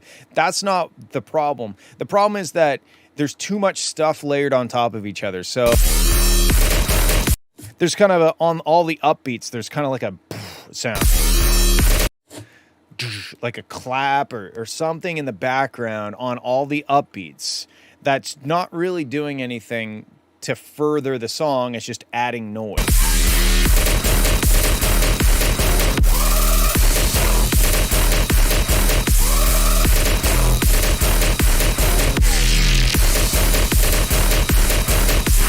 It's like there's almost like too many sounds on top of each other, and it becomes just kind of a noisy mess. So I'd probably be a little bit more strategic with layering. So like if it's the ring, everything should reinforce.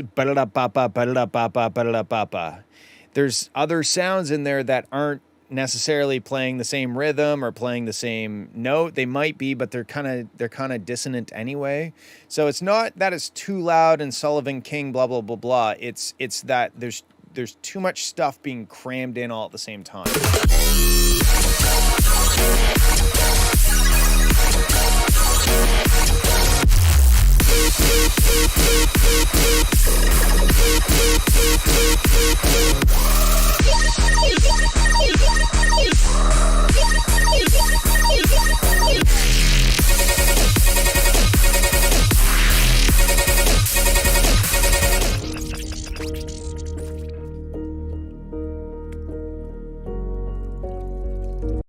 I don't like the sound. I don't like the wet sounds.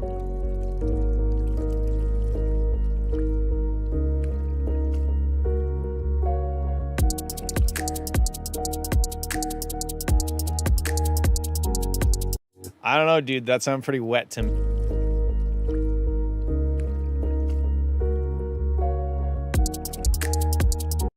Yeah, I mean, I like this section. It's cool. This section's cool. I think just trying to clean up the drop and going for sound as opposed to just outright like loudness and power, you know. I think it might also be a good exercise for you to turn off your master bus and mix the drop without your master bus, and then bring in your master bus. But I think more than anything, it's just that you have a lot of stuff layered on top of each other, and it just is kind of a bit of a clusterfuck when it happens.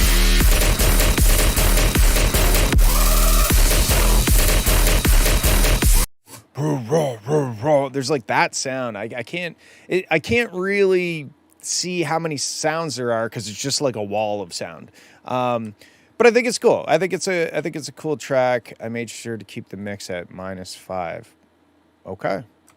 Well, then maybe it really is just like what sounds in each kind of quarter note interval or eighth note interval, which sounds are on top of each other, and when you play them together, do they jive? And if they don't, then pick one or the other, you know. To me, it just sounds kind of overly layered instead of just like, this is the sound that's playing right now. Now this is the sound that's playing right now. And it doesn't have to change drastically. It's just that I just think it's a bit of a cluster when it hits. But overall, pretty cool. Okay, let's move on. Zephyrinth. I made this on FL Mobile. All right.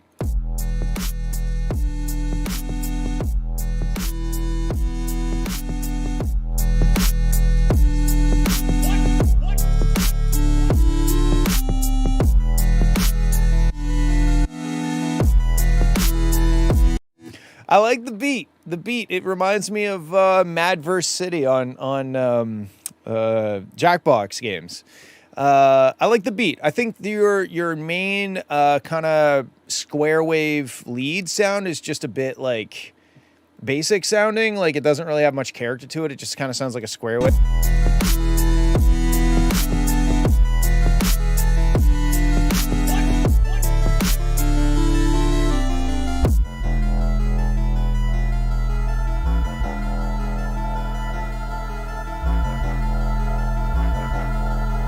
So, do you not have a PC, or how come you're using FL Mobile? I'm not saying that there's a fucking moth in here. I'm not saying it's you can't use it. Change the chord sound around a ton and couldn't decide on something. I don't have a PC. Okay, gotcha. Oh, let's back up.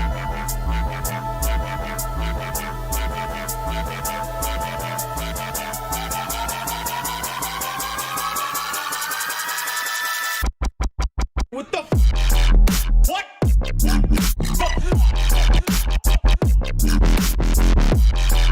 What?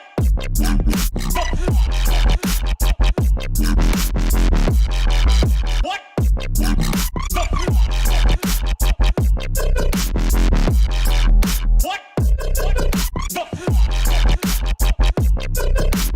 Hey, what the fuck, man? Fuck! This is cool, and it's very impressive that you made this on FL Studio Mobile. I think like there's some benefits to using the mobile thing. The biggest benefit is that it's mobile. All three oscillator. That's funny. But at the end of the day, dude, like you're doing really well with what you got. But damn, if you could get your hands on a PC and have FL Studio full, non-mobile, stationary FL Studio, that is just gonna make your life so much easier. Now, obviously, that might not be a possibility for you. That might be outside of the budget or whatever. But I really think that the feedback I'm going to give you is going to be hard to implement in FL Studio Mobile, I think. What the fuck, man? I don't really like when it goes full speed, by the way.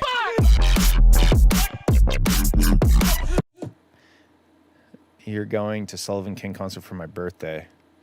Should you ask him? Are you asking me if you should ask him something? I mean, if you want to ask him something, ask him something. Yeah, I kind of think, so for this track, I like it like swaggy and halftime. I think the drum and bass section, I don't know. It feels kind of like, why? Like, why? Why not just keep it swaggy? Keep the swagalicious stuff going.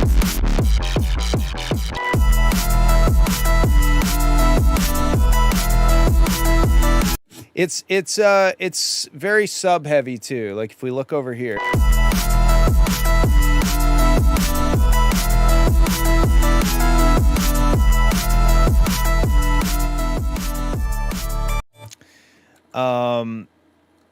But yeah, I think it lost its swag when it went full time. I don't like these sections nearly as much.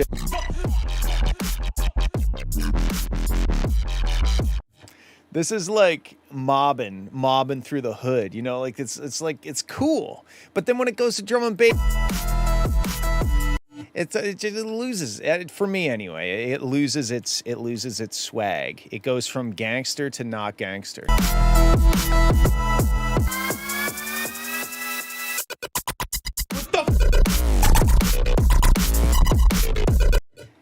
And I feel like the rest is going to be drum and bass, but even this stuff, I think halftime, I don't know. I think it'd be better.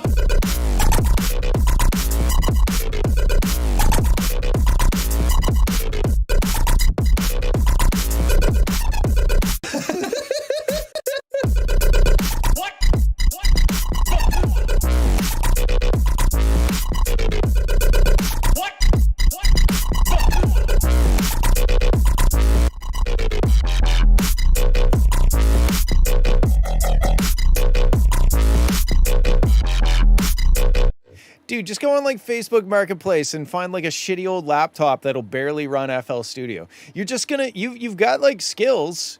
You're gonna be held back by working on your phone. And I know people will disagree with me, and maybe I'm wrong about that, but tell me one thing that you can do on your phone that you can't do on a computer. Because I can tell you many things I can do on my computer that you can't do on your phone, you know? So like, I think like, hey, write tracks when you're out and about, you know, maybe you're traveling, maybe you're at work in the bathroom, you know, okay, use your phone, but like write it and then put it on your computer and then continue writing it on your computer. Sometimes being limited is a good idea. And I'm not always right, Will, just usually when I'm talking to you. Produce and poop at the same time. Yes. Get paid to do both. But yeah, I like sometimes having creative limitations is very helpful, but at some point you're going to want to leave those limitations behind. So I don't know. That's my main, like, I don't really necessarily have any feedback on this because I don't know that you would be able to implement it that easily on your phone. Like, do what you got to do. Get yourself a shitty laptop that can barely run FL Studio. And then keep going because you're doing well. You're doing a good job. It sounds dope. I like the halftime way better than drum and bass. That's it. Thanks. Bye. All right. The wrong song. Okay, cool. Let's check out Wubs. Know It All. Wubs. All right. Oh, I still have my mastering way loud. There we go.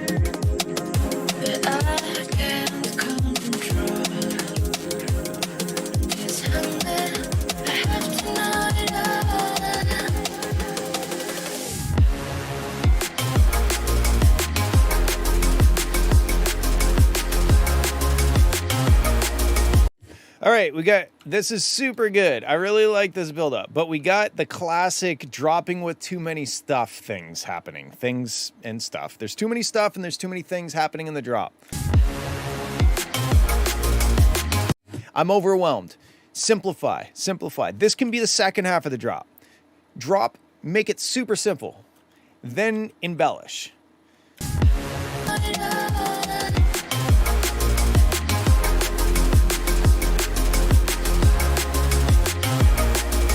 Like, drop it with drum and bass. Just drum and bass.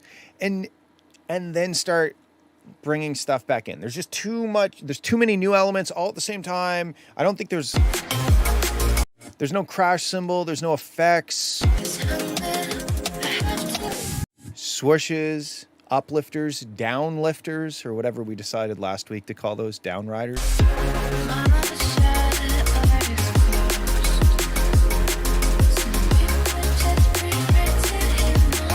When the vocals come in, simplify again. Drums, bass, vocals.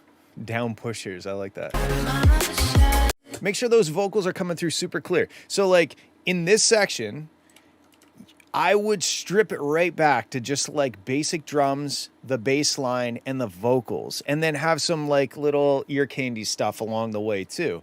But I really think that if the vocals are going to be there, they should be there.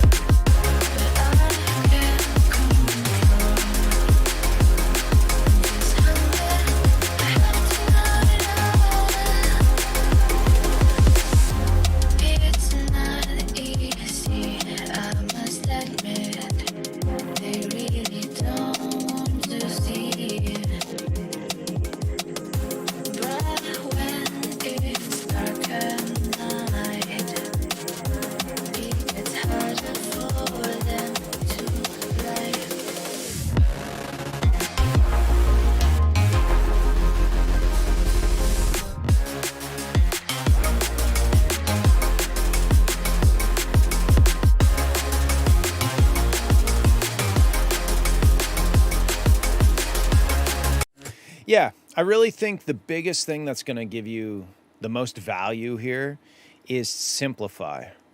Simplify, simplify, simplify. When you drop, simple. Then build it up. If there's vocals, that's very complex. We need to listen to the vocals. We need to hear her voice. We need to understand the words. Strip back everything. Let the vocals take the lead.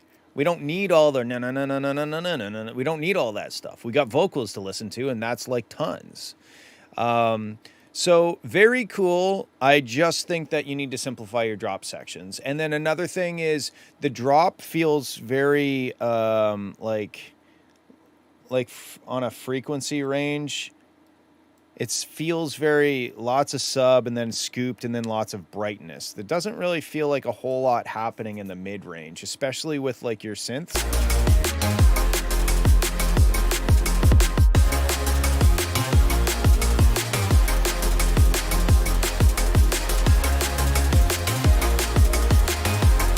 And you can really tell right here. Like, listen to how quiet this element, the synth sound is. And that's how loud it is in the whole track. So like this right here. I'd probably boost a little bit, just a little bit of the mids and then bring the whole thing up a little bit more volume wise.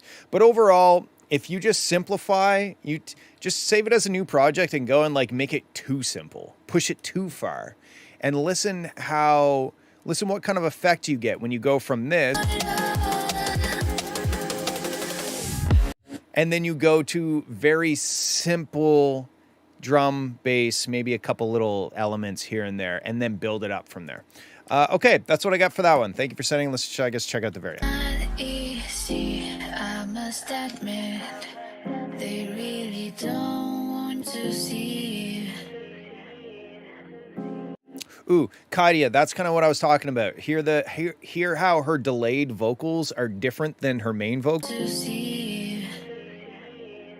But when it's dark at night, it gets harder. It gives it a differentiation or like a separation from your main vocal and your affected vocals. That's kind of what I was trying to say with like the sound like a radio or a telephone. Okay, cool. Let's move on. Prism draft number 9.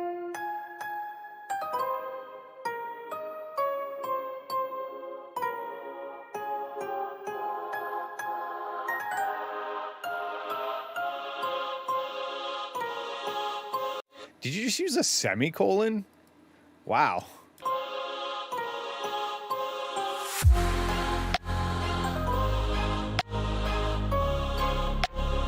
Okay, one thing I would do, I like how short and blunt this little snare is. But what I would do is, this transient is insane. So I would take your snare and I would just cut it right off. Like this. You're not going to hear a difference, but now all of a sudden, oh my God. I'm trying to make it so I can just...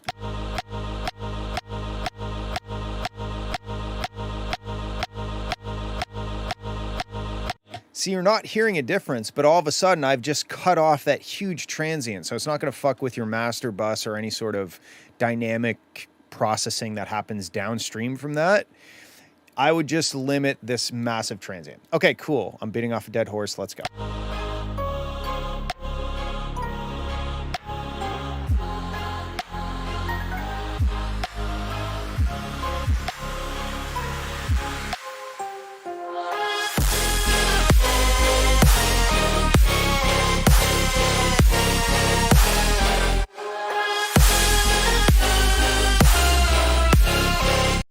So my main concern here is that we went from 0 to 60 in about 8 milliseconds. So like if we look at the progression, you're kind of like energy level here, and then okay, we get a little more, and then it's just like it's all over the place. So I feel like this buildup should have a bit more of a ramp into that, you know, like it just kind of came out of nowhere when it dropped. Well, currently the Eagle Talon is not very fast because it's in my garage broken. I like what it's doing here. Like, it's a cool drop, and melodically it's cool. It just kind of, it's a bit chunky. It went from here.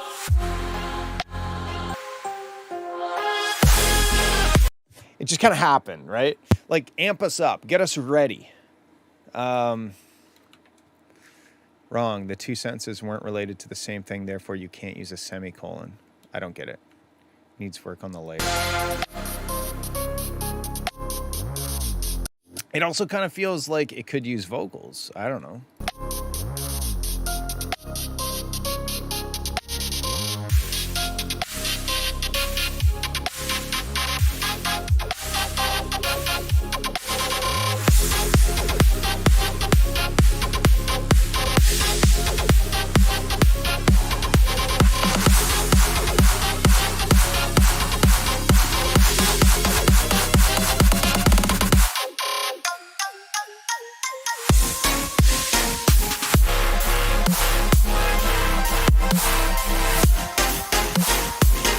See, this build-up's way better. This build-up got me, I was rocking. I was ready for it, you know? And then, of course, a fake out, which I don't like, but that's fine.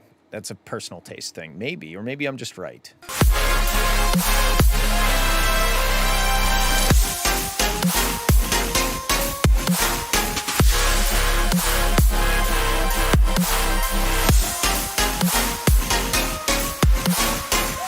There's something weird going on with the snare every once in a while.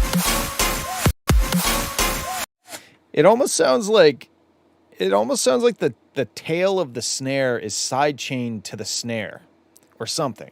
But I could be hearing another sound. I could be hearing another sound that sounds like the tail of the snare. I don't know. Every once in a while, oh, I wonder if it's because you have a kick drum and a snare so close together that something funky's happening with the sidechain.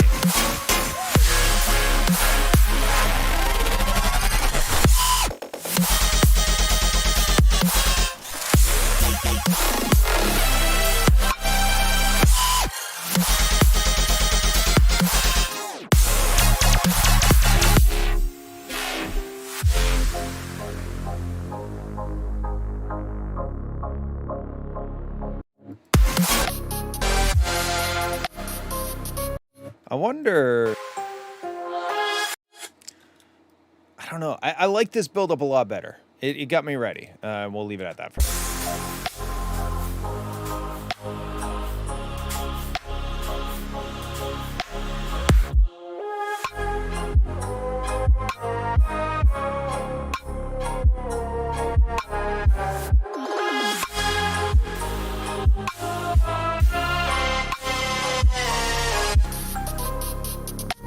I feel like this section is dragging on, like I'm kind of getting bored, and it's not necessarily flowing in like a predictable manner. It's kind of ebbing and flowing a bit too much. I feel like this section is taking a bit too long.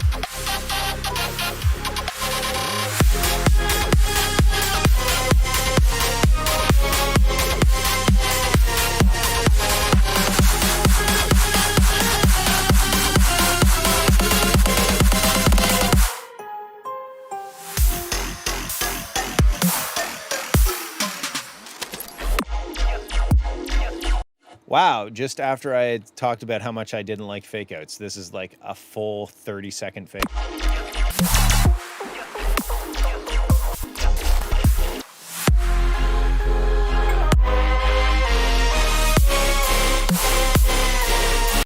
I don't know about this section.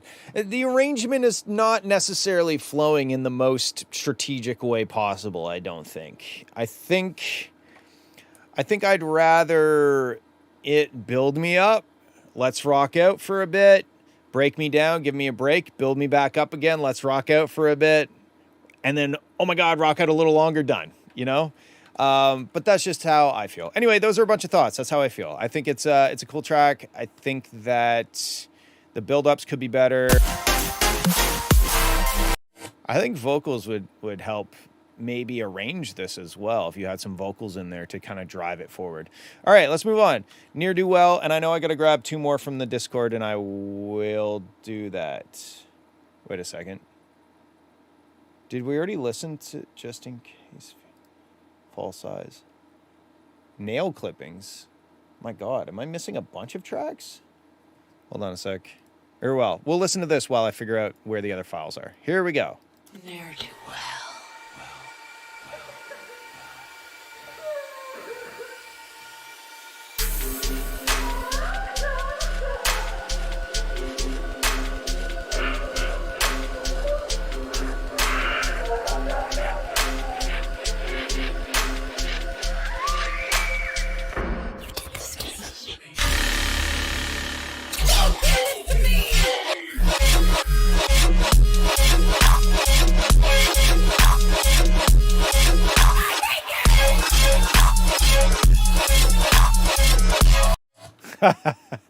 James, no, I have not fixed my James 1991-17. What fucking name is that? Anyway, no, I haven't fixed my talent yet. I haven't even looked at it. Here we go.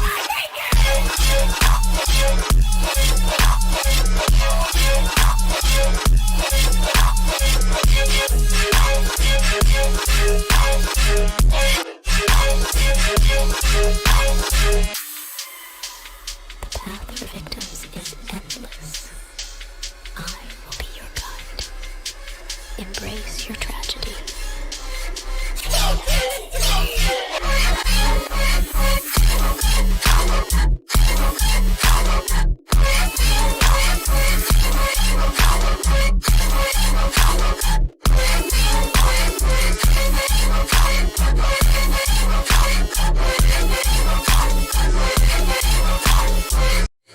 I mean, okay, this is fucking weird, but that's cool. I don't mind weird. I think it kind of, in terms of like a song, in terms of it being a piece of music and song, it just kind of happens. Like there's not much progression happening.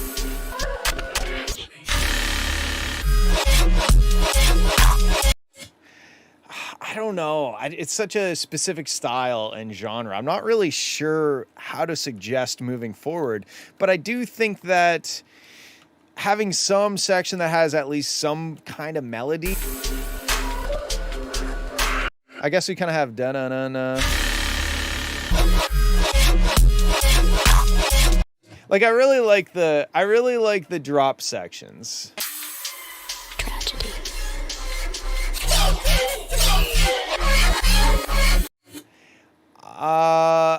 I'm not sure how you're going to make it more than 1:20. I think you're going to have to write a song. Whom's to definite. I think you're going to have to figure out like a whole other section that maybe goes, like here. That and maybe also is teased a little here.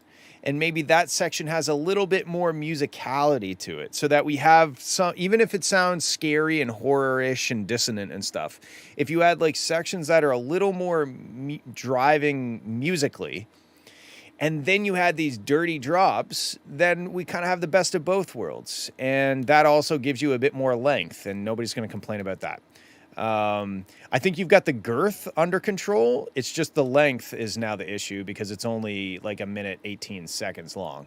So if you could just get good length to match your good girth, then you're going to make a lot of people happy. I think that's really what it comes down to. I don't really have anything else to say about this one because it's kind of a weird one, and I dig it, and I dig how weird it is. I just wish that it kind of flowed a little bit better, like a song, and not just kind of like interesting sound sections. So maybe try to figure out some sort of non-drop section that still kind of has a bit of a beat to it, because your non-drop section, they just feel like builds. I don't feel like there's like a non-drop section that's not a build. Anyway, I'm sorry if that was not a whole lot of useful information, but that's what I got. Let's move on. Corrupting the Population, and I'm going to play this and grab the remaining songs.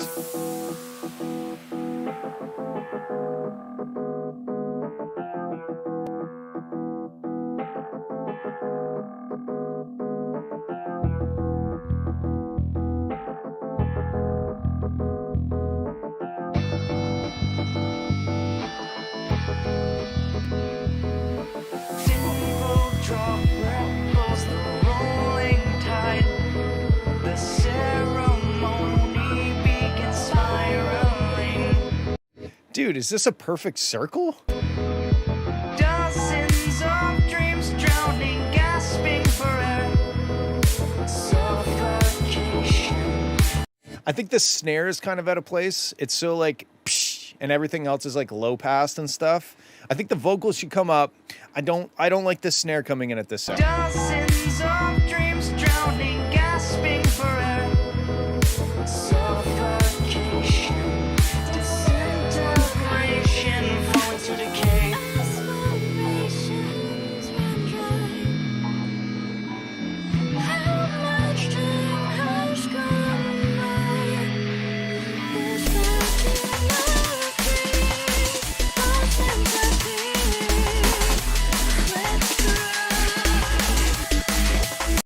Okay, so the vocals need to come up. The vocals should be compressed a lot more and pushed up because they're just getting buried. But that snare, seriously, I think that the drums need to be more like cool and charactery and not like, Vengeance dubstep pack number 3, snare drum number 37.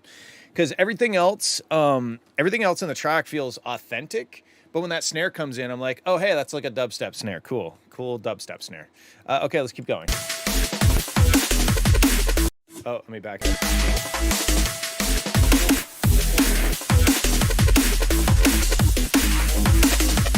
Who did the vocals? The vocalists sound great, honestly. There's a couple moments where the timing was a little... Drowning, gasping for air. Suffocation. Disintegration, falling to decay. aspirations run dry. Single drop ripples the rolling tide. The ceremony begins spiraling. Dozens of dreams drowning. Ah, it's right here. Dozens of dreams drowning. This is dream. The couple words around the word dreams. It just feels a little early or something. Like it's a little off. It's a little out of time. But the vocals sound dope. I just wish they were like quite a bit louder. And I think in order to get them louder, you're gonna have to compress them quite a bit more and then push them up in the mix. And get rid of that snare. I know I said that, but fuck, get rid of her. Vocals are gonna get recorded. Okay, sick. Well, they sound great for demo vocals.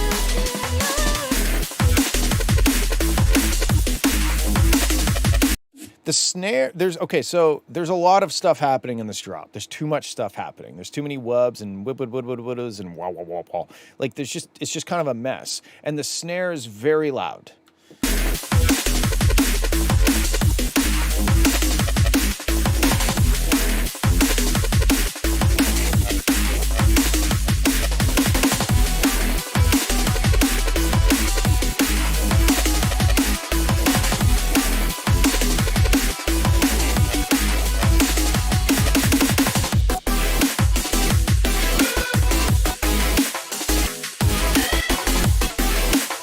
Yeah, the layering is a bit off. The layering to me, there's competing and conflicting elements happening at the same time. There's a lot of wigga wigga wiggas and like wah wah, and they're all just kind of, there's no cohesive phrase. You know, you can make a phrase out of lots of different sounds, but it's almost like this. Like, oh, I don't think I've opened up Microsoft Word on stream yet. Okay. So like, hi, my name is Nick. So that's a phrase, right? We'll zoom in so you guys can really get a good picture. Now, what you can do, this is all the same synth because it's all the same color.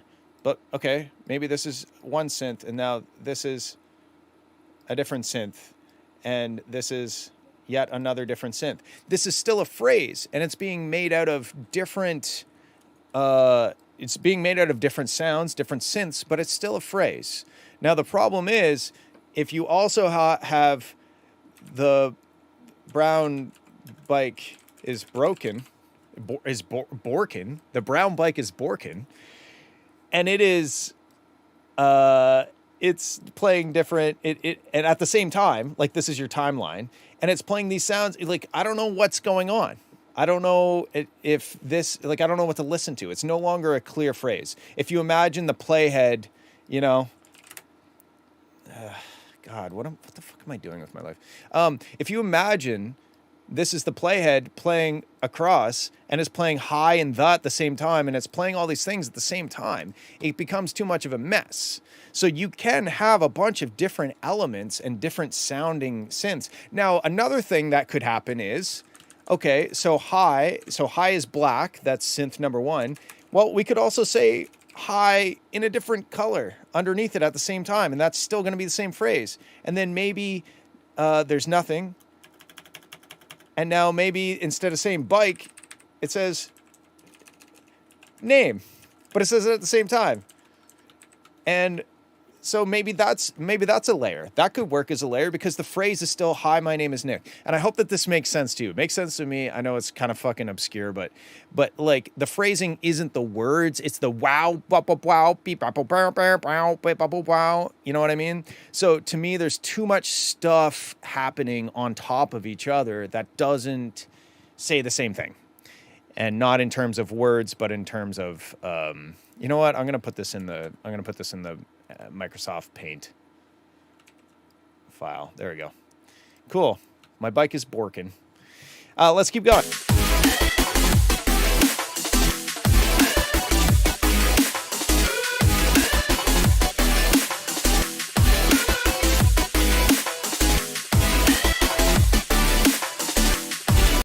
Okay, and here's another kind of throwback to that same idea. You have like this electric piano thing playing chords right there. That But see how like you have like a wub right here, and it only goes from here to here. But then your electric piano, which is supposed to be playing the same phrase, I think, goes from here to like here. It sustains longer. And that makes it feel disconnected from the other element. It doesn't sound like they're playing the same song anymore. It sounds, and that's kind of a minor thing, but it is still, I think, an issue because all of a sudden I'm hearing the tail of the piano and I'm like, oh, why is it still playing, you know?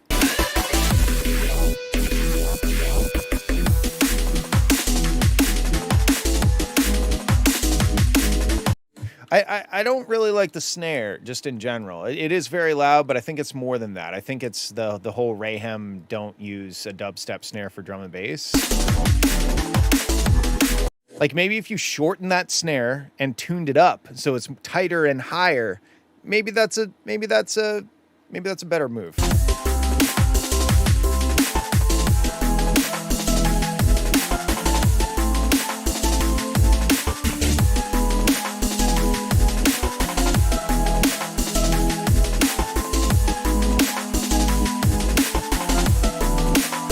Like musically, it's dope though. I really like it. It gives me like Perfect Circle, Tool kind of vibe.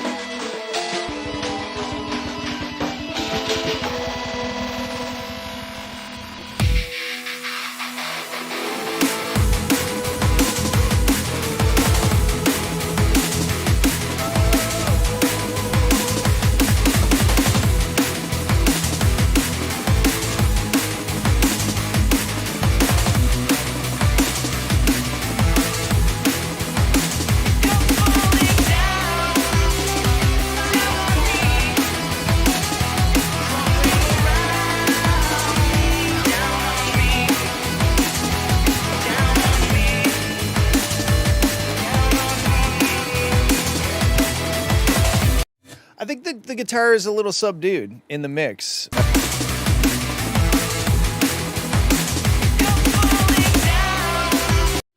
Like, I would almost...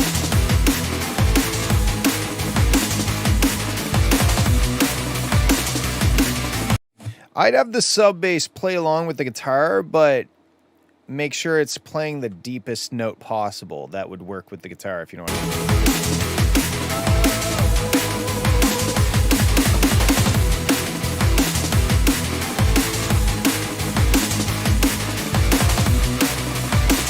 Because when it goes dun dun dun dun dun dun no no no no no no no no no, it almost feels like wow, the fuck just came out of my mouth.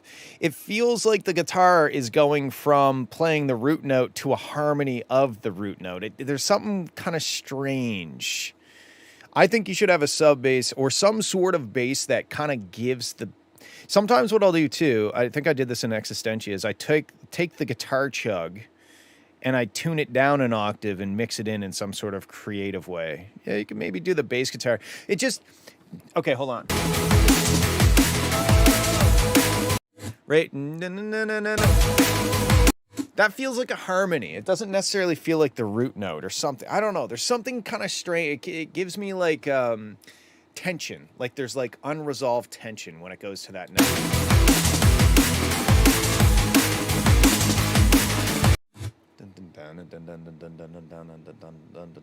Like I wonder if you could pedal tone it, like just keep the chugs playing the root note while the guitar moves. I don't know. There's something when it goes between those two notes, when it's doing the second note, it just kind of like, it feels like there's tension and not necessarily in a good way. I can't quite put my finger on it though.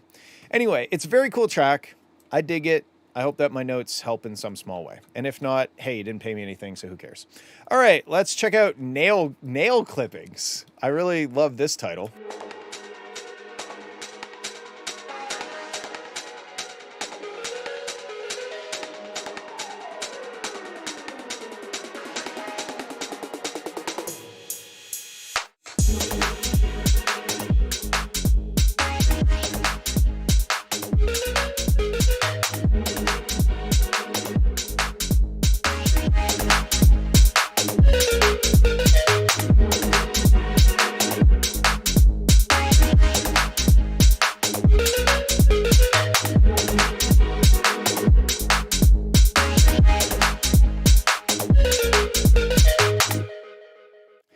It's sick.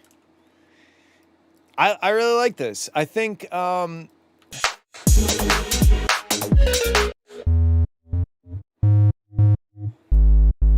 so you're playing a G sharp.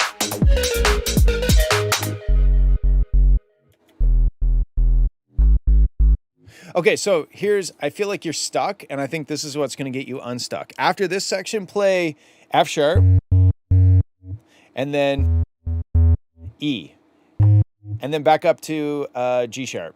That'll get you out of that, like, just rocking with the G sharp too long.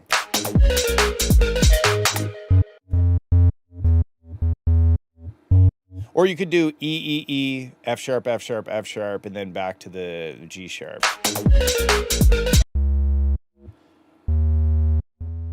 Or you could do C sharp, then you could do E, and then you could go back to the G sharp.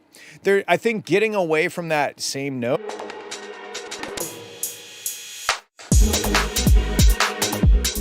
I think your mix is good. I think the issue is that it's just not really, like, it's not really glued together in the master bus. It doesn't sound like there's a whole lot of stuff happening in the master bus.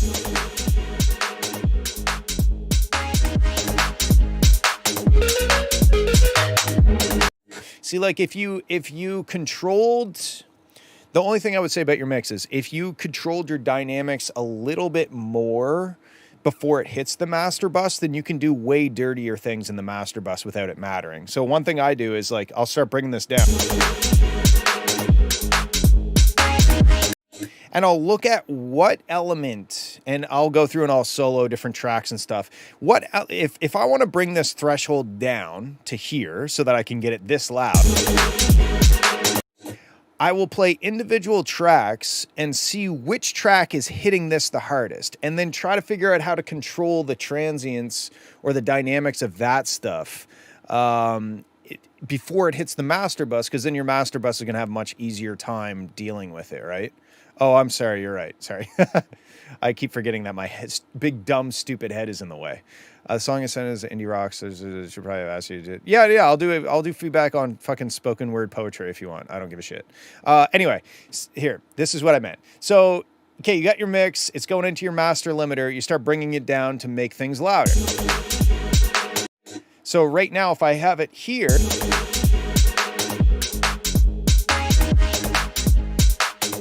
it looks like the kick and the snare are the main offenders, okay? But it's not really too bad there, so I keep bringing it down. It looks like mostly the clap, you know? So what you could then do is go into your clap track. Clap track? Is that a character from Borderlands?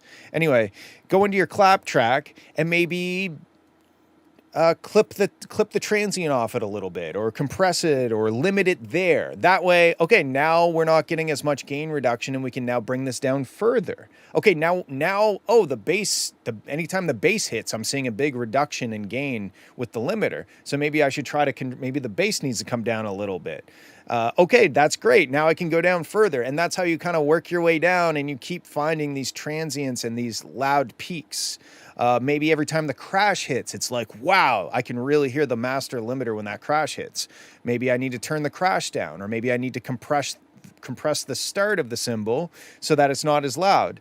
Or maybe I need to sidechain the cymbal so that the cymbal plus the kick drum doesn't murder my master limiter. But to me, the mix doesn't sound bad. It just doesn't sound very pushed. It doesn't sound very glued together, like basically with this basic. I just used basic in the same sentence twice. I'm dumb. I just call myself dumb twice in this course of 5 minutes. I have a self-esteem problem. I just picked up on a self-esteem problem. I'm self-aware. Full circle. Anyway, if I were to master this without changing the mix, I'd probably use some oopsies. Dynamics. My bad. I heard making a song helps. Maybe. I don't know what that's like anymore.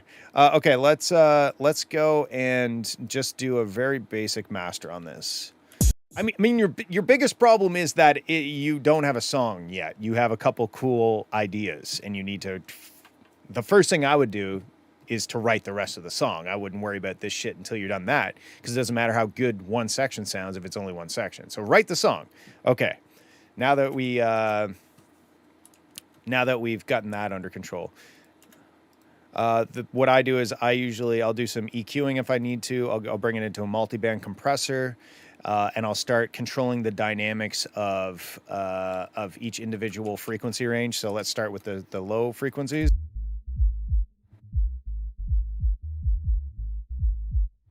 Okay, so that's just grabbing the peak of the kick drum and bringing it down a little. Now let's go up to the low mids.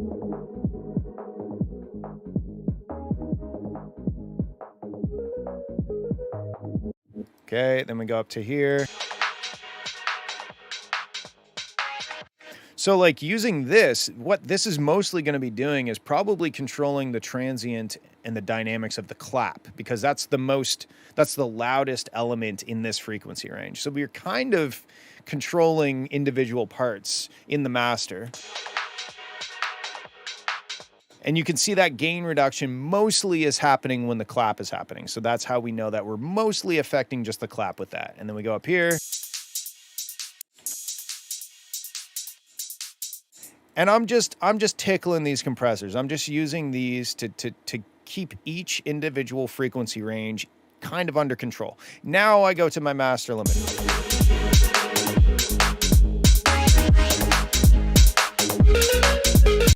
Now, if I turn off this dynamics, you can see how much more things distort and hit that limiter too hard. So I'm actually able, because I've controlled each individual frequency range before they hit the master limiter, I'm actually able to bring this limiter down further and still not have it audibly distort or sound bad. So if we A and B without this master effects on,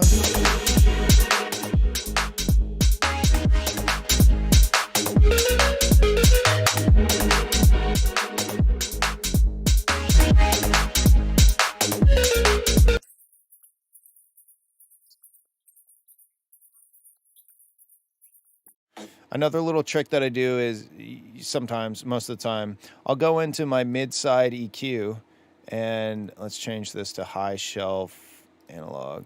I'll just boost a little bit of the highs in the side channel. That's kind of like the only way that I cheat when it comes to stereoizing. I'm not messing with the phase that much. I'm not artificially delaying things. I'm just boosting some of the brightness in the top end, which gives it a bit more of a bright width.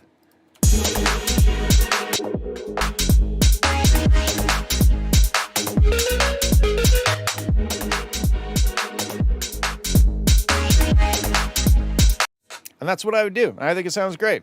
So yeah, I think your biggest thing is finish the fucking song. Write the song. That's the most important thing. Then figure out how to make it sound good after that. What's up? I can't read your name because the font is too small on my screen. Okay, cool. That's what I got for this one. It's very cool. It reminds me of like a PS2 game about racing, but also there's like a romantic element to it as well. Like you're racing, but you're racing in order to like save your dying wife because you need the prize money from the race to pay for her treatment. Okay, cool. That's what I got to say. Thanks for sending. All right, let's check out Neon Flights. Thank you, guys. I just let my brain go, and I'm glad that some of it makes sense to you.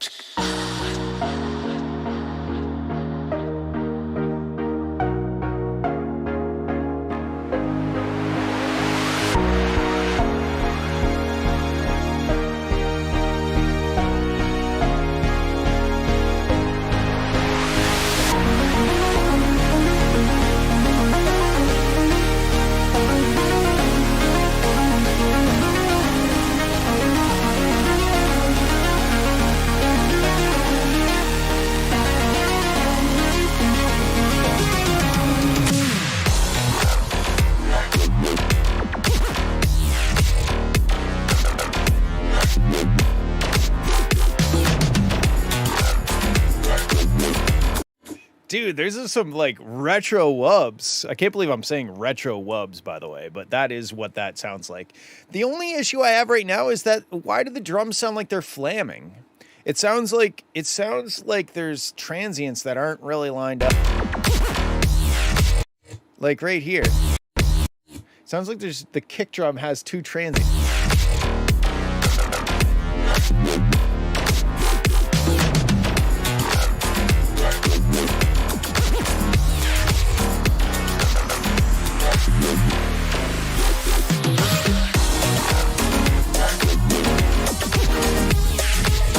What is that? What's going on? Did I do something?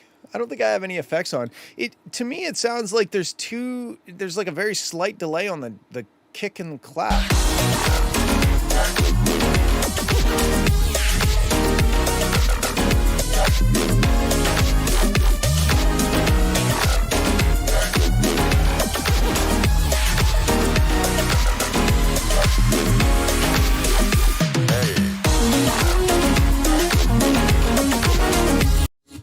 And now during this section with like I like that melody a lot, but there's just so much stuff happening. I think if you're gonna bring that melody in, strip it back and let that melody do the work.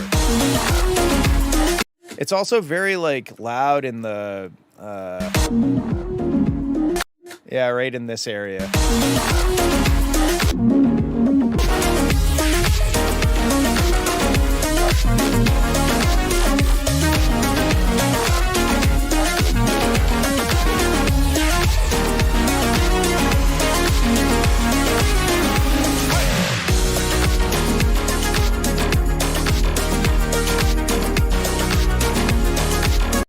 Yeah, musically this is dope. I really enjoy it, but the flaming on the drums, it just is distracting me. I'm like zeroed right into it.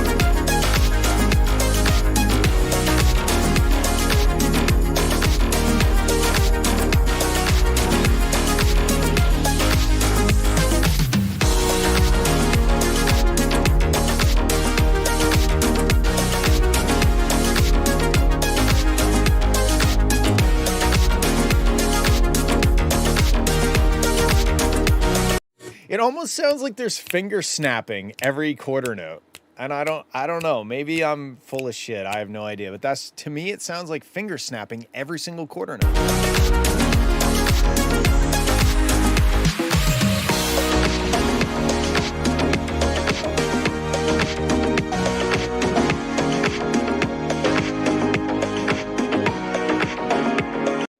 I mean, the track is dope. I think at times it's overcomplicated. There's too many things all happening all at the same time.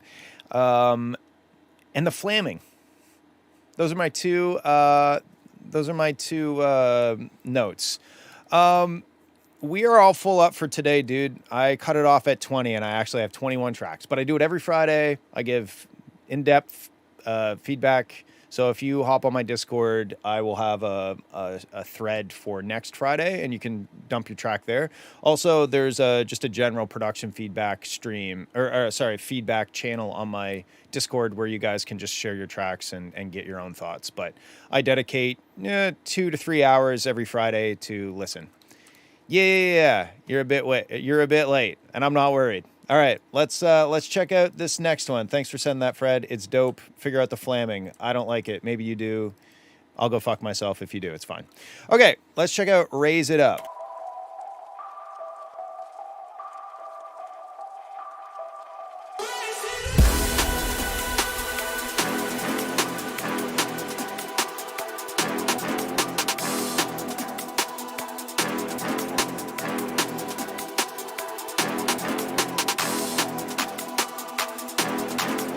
At this section, we need more things changing. We can't listen to this again. Like, you can't just... I know that there's, like, a very small change in that you've added a clap, but it's not a big enough change to justify listening to that whole section over again.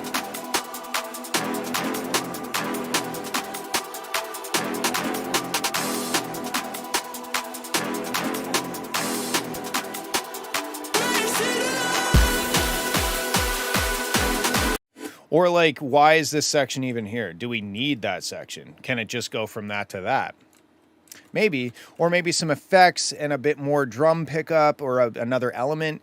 I'm kind of like the horn playing the one semitone thing. It's kind of a little played out at this point, I think. That's my opinion, because I've heard it so many fucking times. I've done it so many fucking times for, it's like, I think... I like what it's doing, but I think if you could somehow maybe mix another element in to give it a bit more like intrigue or a bit more character than just like trap brass hits, trap. You know what I mean? It doesn't sound bad. It's just I've just heard it a billion times, and a lot of the times it has a clap while it's going.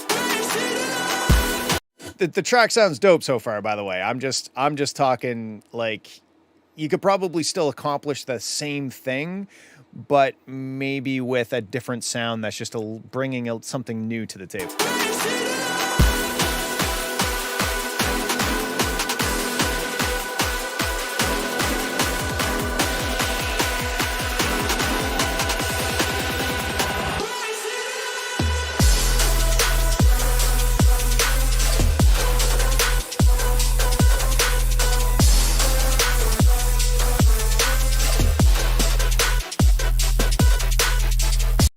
Yeah, this is super cool. I think right here,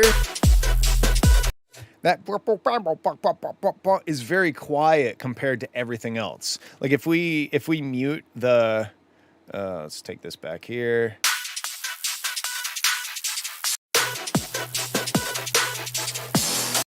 I are forgiven.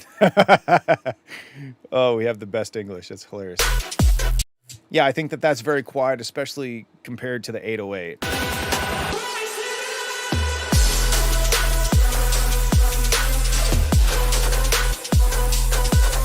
In fact, I would say everything besides the 808 is quite quiet.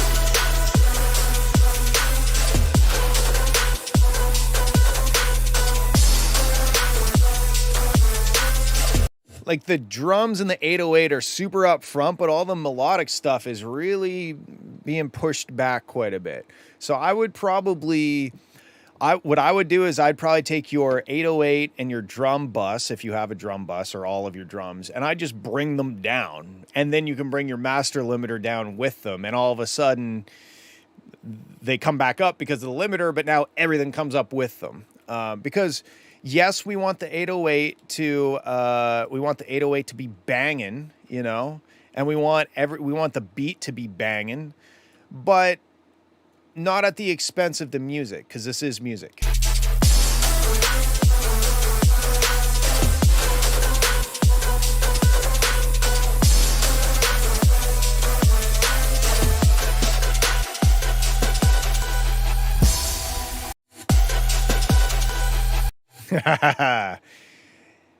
You fucked up. You cut your loop a little too late, and I'm hearing the very start of the transient.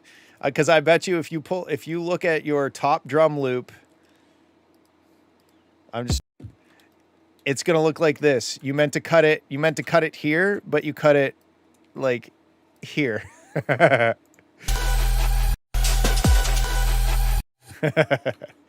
Oh, I love finding that shit. I really love finding that shit in like tracks that are huge and like, you know, out there. Like released songs that have millions of plays. I'm like, I can hear the loop. It didn't get cut properly. Anyway, I think that how do I even notice that? Because I've produced music for a full-time career for about 12 or 13 years straight. And although I don't do a whole lot of music right now, I have listened to a lot of music very carefully for a very long time. I don't think we're ready to drop out of a beat yet. Like if you think about this. Okay, why did it just bring up Bunyan? Oh, you guys can't see it. Okay, whatever. If you think about this in terms of like energy, we're like investing. Oh yeah, we're rocking. Okay. We didn't get a good return on our investment. This from here to here, you're amping us up. You're telling us, hey, trust me, you're going to like this section that's coming up. Get ready to rock the fuck out, you know? And then you're like, here we go. And then we only go for this long. It's almost like if you are rizzing up a girl online and then you finally meet up with her and your in-life riz is not as rizzy as your online riz. It's a bit of a stretch, but I did try to make that analogy. Anyway, we have all of this investment. We're getting ready to rock. And then we rocked out for less time than what we got ready to rock. So I would say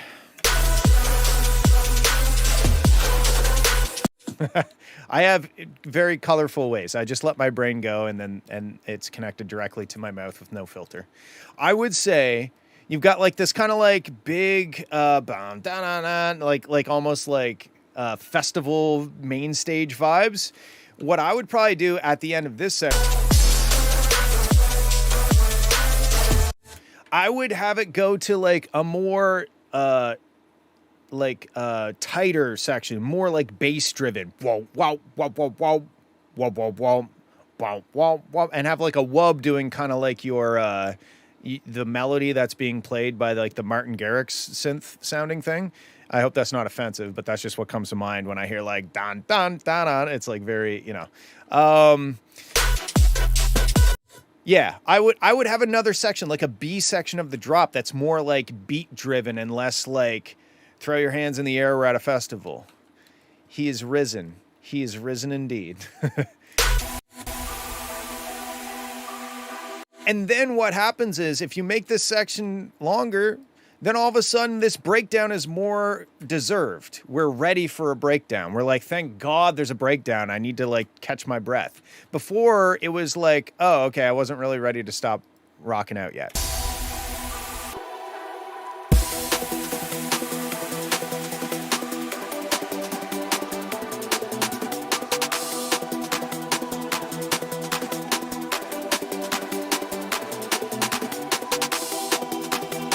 I think this section here, especially right here,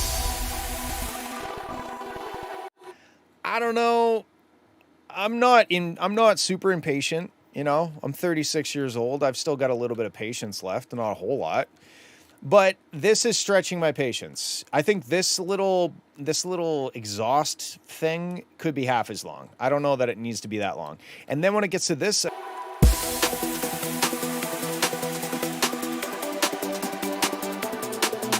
it's cool, but I feel like I don't think we have the main element in there. I feel like everything that is there is just kind of like a supporting role, and there's no real main melody or hook or anything that's happening. Especially because you do it for this long, so you're stretching our patience. You know, the drop sections are good so far. Like I'm into it, but the non-drop sections, it's not that they're bad, but you are testing my patience in terms of like, okay, I'm ready to hear something new. I'm ready to feel like I'm moving towards something. Because right here, what I'm hearing is clap, clap, clap, clap, and da da da da da da da da da da, and that's it. For like, as you know, here. This is gonna put it in perspective. Let's do this. Look at how long your drop is, which is arguably the most important part of these songs. And now look at how long from here. I mean, and then so in terms of length, these sections make up so much more of your song than the drop, which is kind of what we're here for in this style of music. You know what I'm saying? But if you look at how much time is spent dropping, it's a combined total. Okay, how can I do this? Let's do it this way. Here's a drop, and yep, this is a drop. I'm not going to spoil it yet. Okay, here are your drop sections. And in comparison, here are your non-drop sections. There's almost twice as much non-drop sections as there are drop sections. And we're here for the drop, baby. So keep that in mind. All right, let's listen to the last drop, and I'll see if I have any more advice.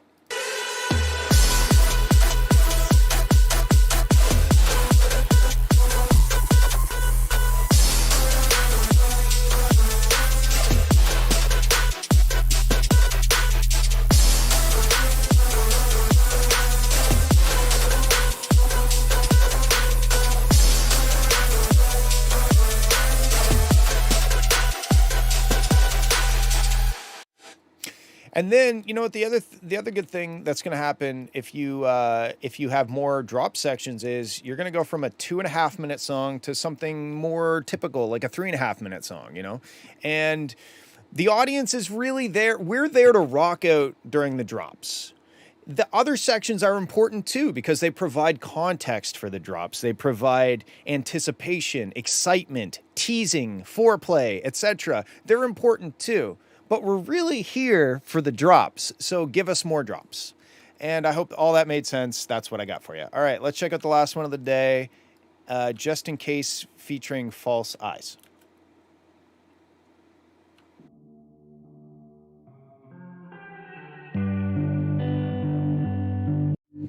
Your tempo is 143. Okay, right on.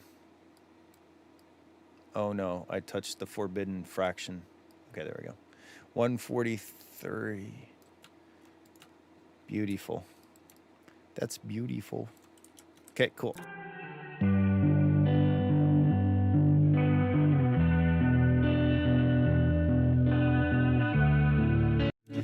Your guitar is very slightly out of tune. Check this out. Okay, wait, let me tell you which string it is. It's the second string. Whatever the second note is out of tune. And now, for my next trick, it's not like bad, but I would probably fix it. There we go. Check this shit out. This blows me away every time.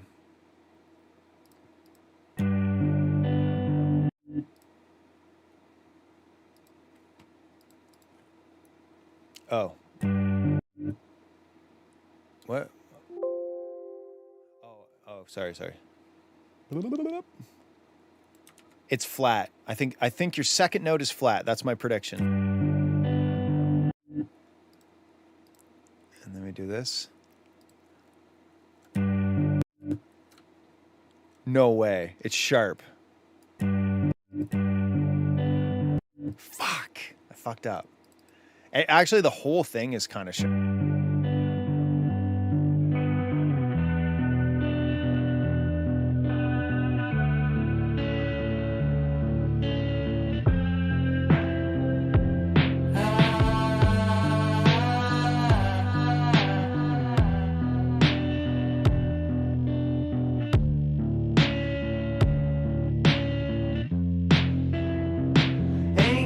case the demons come out, I keep the angels around. In case the rain's falling down, you got those tears in your eyes, encapsulated through time. It's just a moment of mine, and when the day has arrived, these yellow flowers won't die.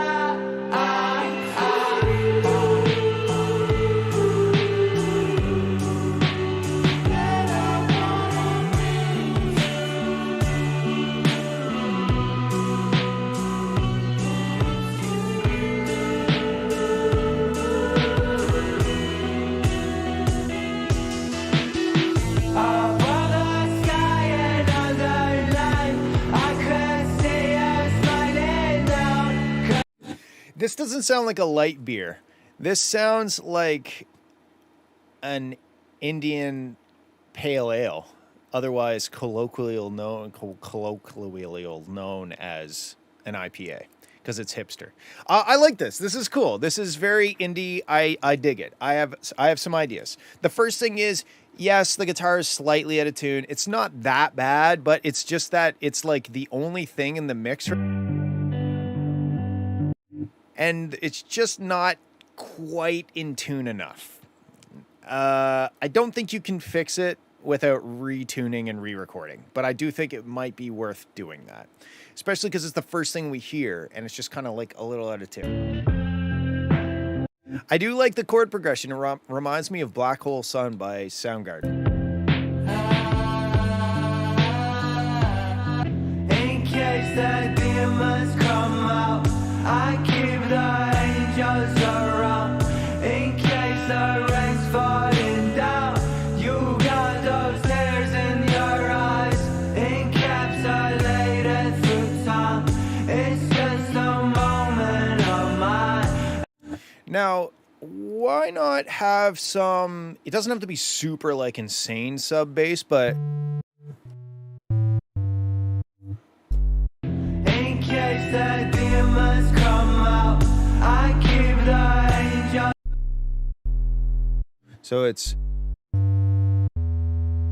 so it's G, E, In case the demons come out, I keep the angels around. In case the rain's falling down, you got those tears in your eyes. and then F. Yeah, I think like having a bass that goes along with it is going to sound a lot better. And you could just do a bass guitar, you know? You could have a bass guitar in there to have a bit more of that indie feel. But I feel like when it got to this section, we're missing bass. Like there's nothing.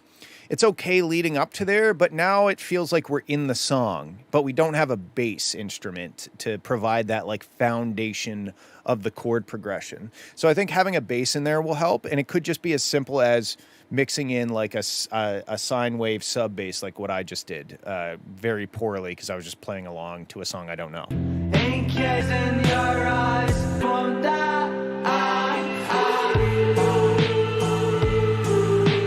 My next suggestion is you've got kind of like a lot of the elements are lo-fi. They're kind of dull, not necessarily in a bad way. That's just kind of the style, you know? It's like it's a little bit of a lo-fi indie song. But if you think about what's not dull, well, we got the ride cymbal. In case the demons come out, Okay.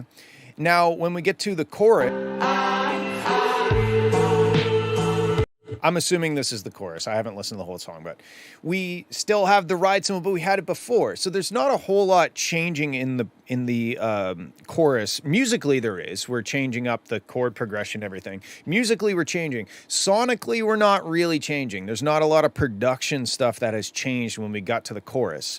So maybe hold off on that ride cymbal until the chorus. Or if you really like the ride cymbal in the verse, keep it in the verse, take it out in the chorus and replace it with a hi-hat or a crash cymbal, or, you know, like give us a bit of a change sonically when we get to the chorus. That it's just more than anything, just to like say, hey, this is the chorus. and it gets a lift up. It musically, it is getting a lift up where you change, but production wise, the production doesn't really change. It just kind of, we're still trucking along at the same energy level.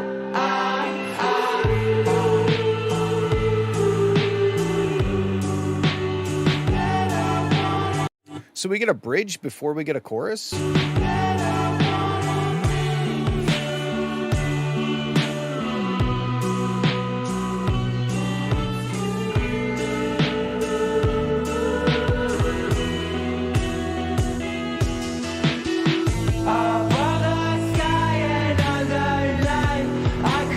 Is this the chorus right here? No, no, no.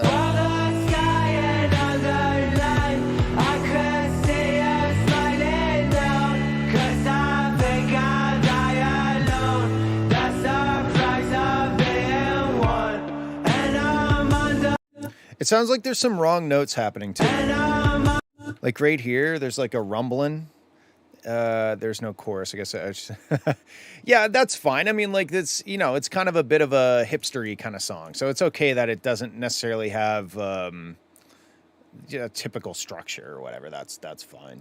But what I will say is that it starts to feel stale because production wise, you got us to a point, and you held it there, and kind of, I haven't listened to the whole song yet, but I'm willing to bet that it kind of production wise, it's kind of does this. It goes, whoa. And then each individual section, it's hard to like orient. It's hard to orientate yourself as a listener. You're like, I don't know where I'm at in the track. I don't know what section this is. I don't know if I should be excited for what's coming up. I don't know if it's about to break down. Like, it just kind of feels hard to navigate. And one thing you can do as a producer is you can use production techniques to help people orientate themselves with the song. I know where I'm at. I know where I'm going. I know what's coming up, or at least I have an idea of what probably is coming up. And that's kind of what this is missing. It's just kind of like, it's already a slow-paced song because of the tempo, because it's 143, but it's kind of 143 halftime, so it's like 71.5. So it's kind of slow already, and because you have just kind of ramped us up into the song and then just kind of like chugged along at a similar pace the whole time, it doesn't break it up at all. It kind of gets a bit monotonous. So if you could layer some more elements, switch up the drums, maybe bring in a shaker with a 16th note kind of shake to it during certain sections, so that we know like, oh, this is the section with the shaker. This is the section that feels like it has a bit more energy. And now this section coming after that is more about the vocals, and it's lower energy, and things get stripped out. It's just the bass and the guitar and the vocals, you know? So yeah, if you could go from this to maybe something that looked a bit more like, you know, you ramp us up, you go here, you drop us down, then we go to like big, and then we go small, maybe big again at the end. Like now all of a sudden we have these anchor points in the song. We have like landmarks, I guess you could say. Like, oh, this is the section where I can't wait for that section where it drops out, because I love hearing the vocals super clear, and there's like not a lot of other instruments. Not necessarily that listeners would think those words in their head, but that's what happens. There's moments in songs, and we're kind of like, it's kind of like trying to fit not necessarily as many moments, I don't think, as possible, because that would become overwhelming, but it's all about the moments. You know, we're going from here to here, we're grooving. You know, when we go from here to here, we're grooving, we're feeling it, we're sinking into it. But now when you drop out a bunch of elements and something happens, this is a moment. This gives us something to look forward to. And then from there, we can maybe build it back up. Maybe there's a little drop in energy, and then it crescendos back up again. That little drop in energy, and maybe there's a little phrase in the vocals that comes through, and it's really it's an important sentence that makes sense to the idea of the song. That's another moment. Now we know that moment. When we listen to it again, we know that moment's going to come up. And then it's more about the journey of the song and having these moments as landmarks. I think that's a good way of looking at it. I really like the track. I like where the track is going. It's got definitely a very like indie band playing in a kind of like a dingy bar vibe while people drink their IPAs. And I think with some production changes, you would be surprised at just like taking out the guitar and having just like a bass and the vocals. All of a sudden, maybe that's a moment. Or just bringing in a shaker. All of a sudden, that's a moment, you know? So I think you should try to get some more moments in, and I think you should modulate the energy a little bit to give us a bit more of a journey and not so much of just like a slow grind. Okay, cool. I think that's what I got. Thank you. That was 3.5 hours of me listening to your music, and I appreciate it because I don't really listen to a whole lot of music. So this is just me for some reason. I don't know why I always go back to this, but I do. I love you all. I hope you all have a good weekend, and I will see you next week. Good job, everybody. Keep grinding. Keep on that Sigma grind set, you Rizzlers. Okay, I'm 36. Talk to you later. Bye.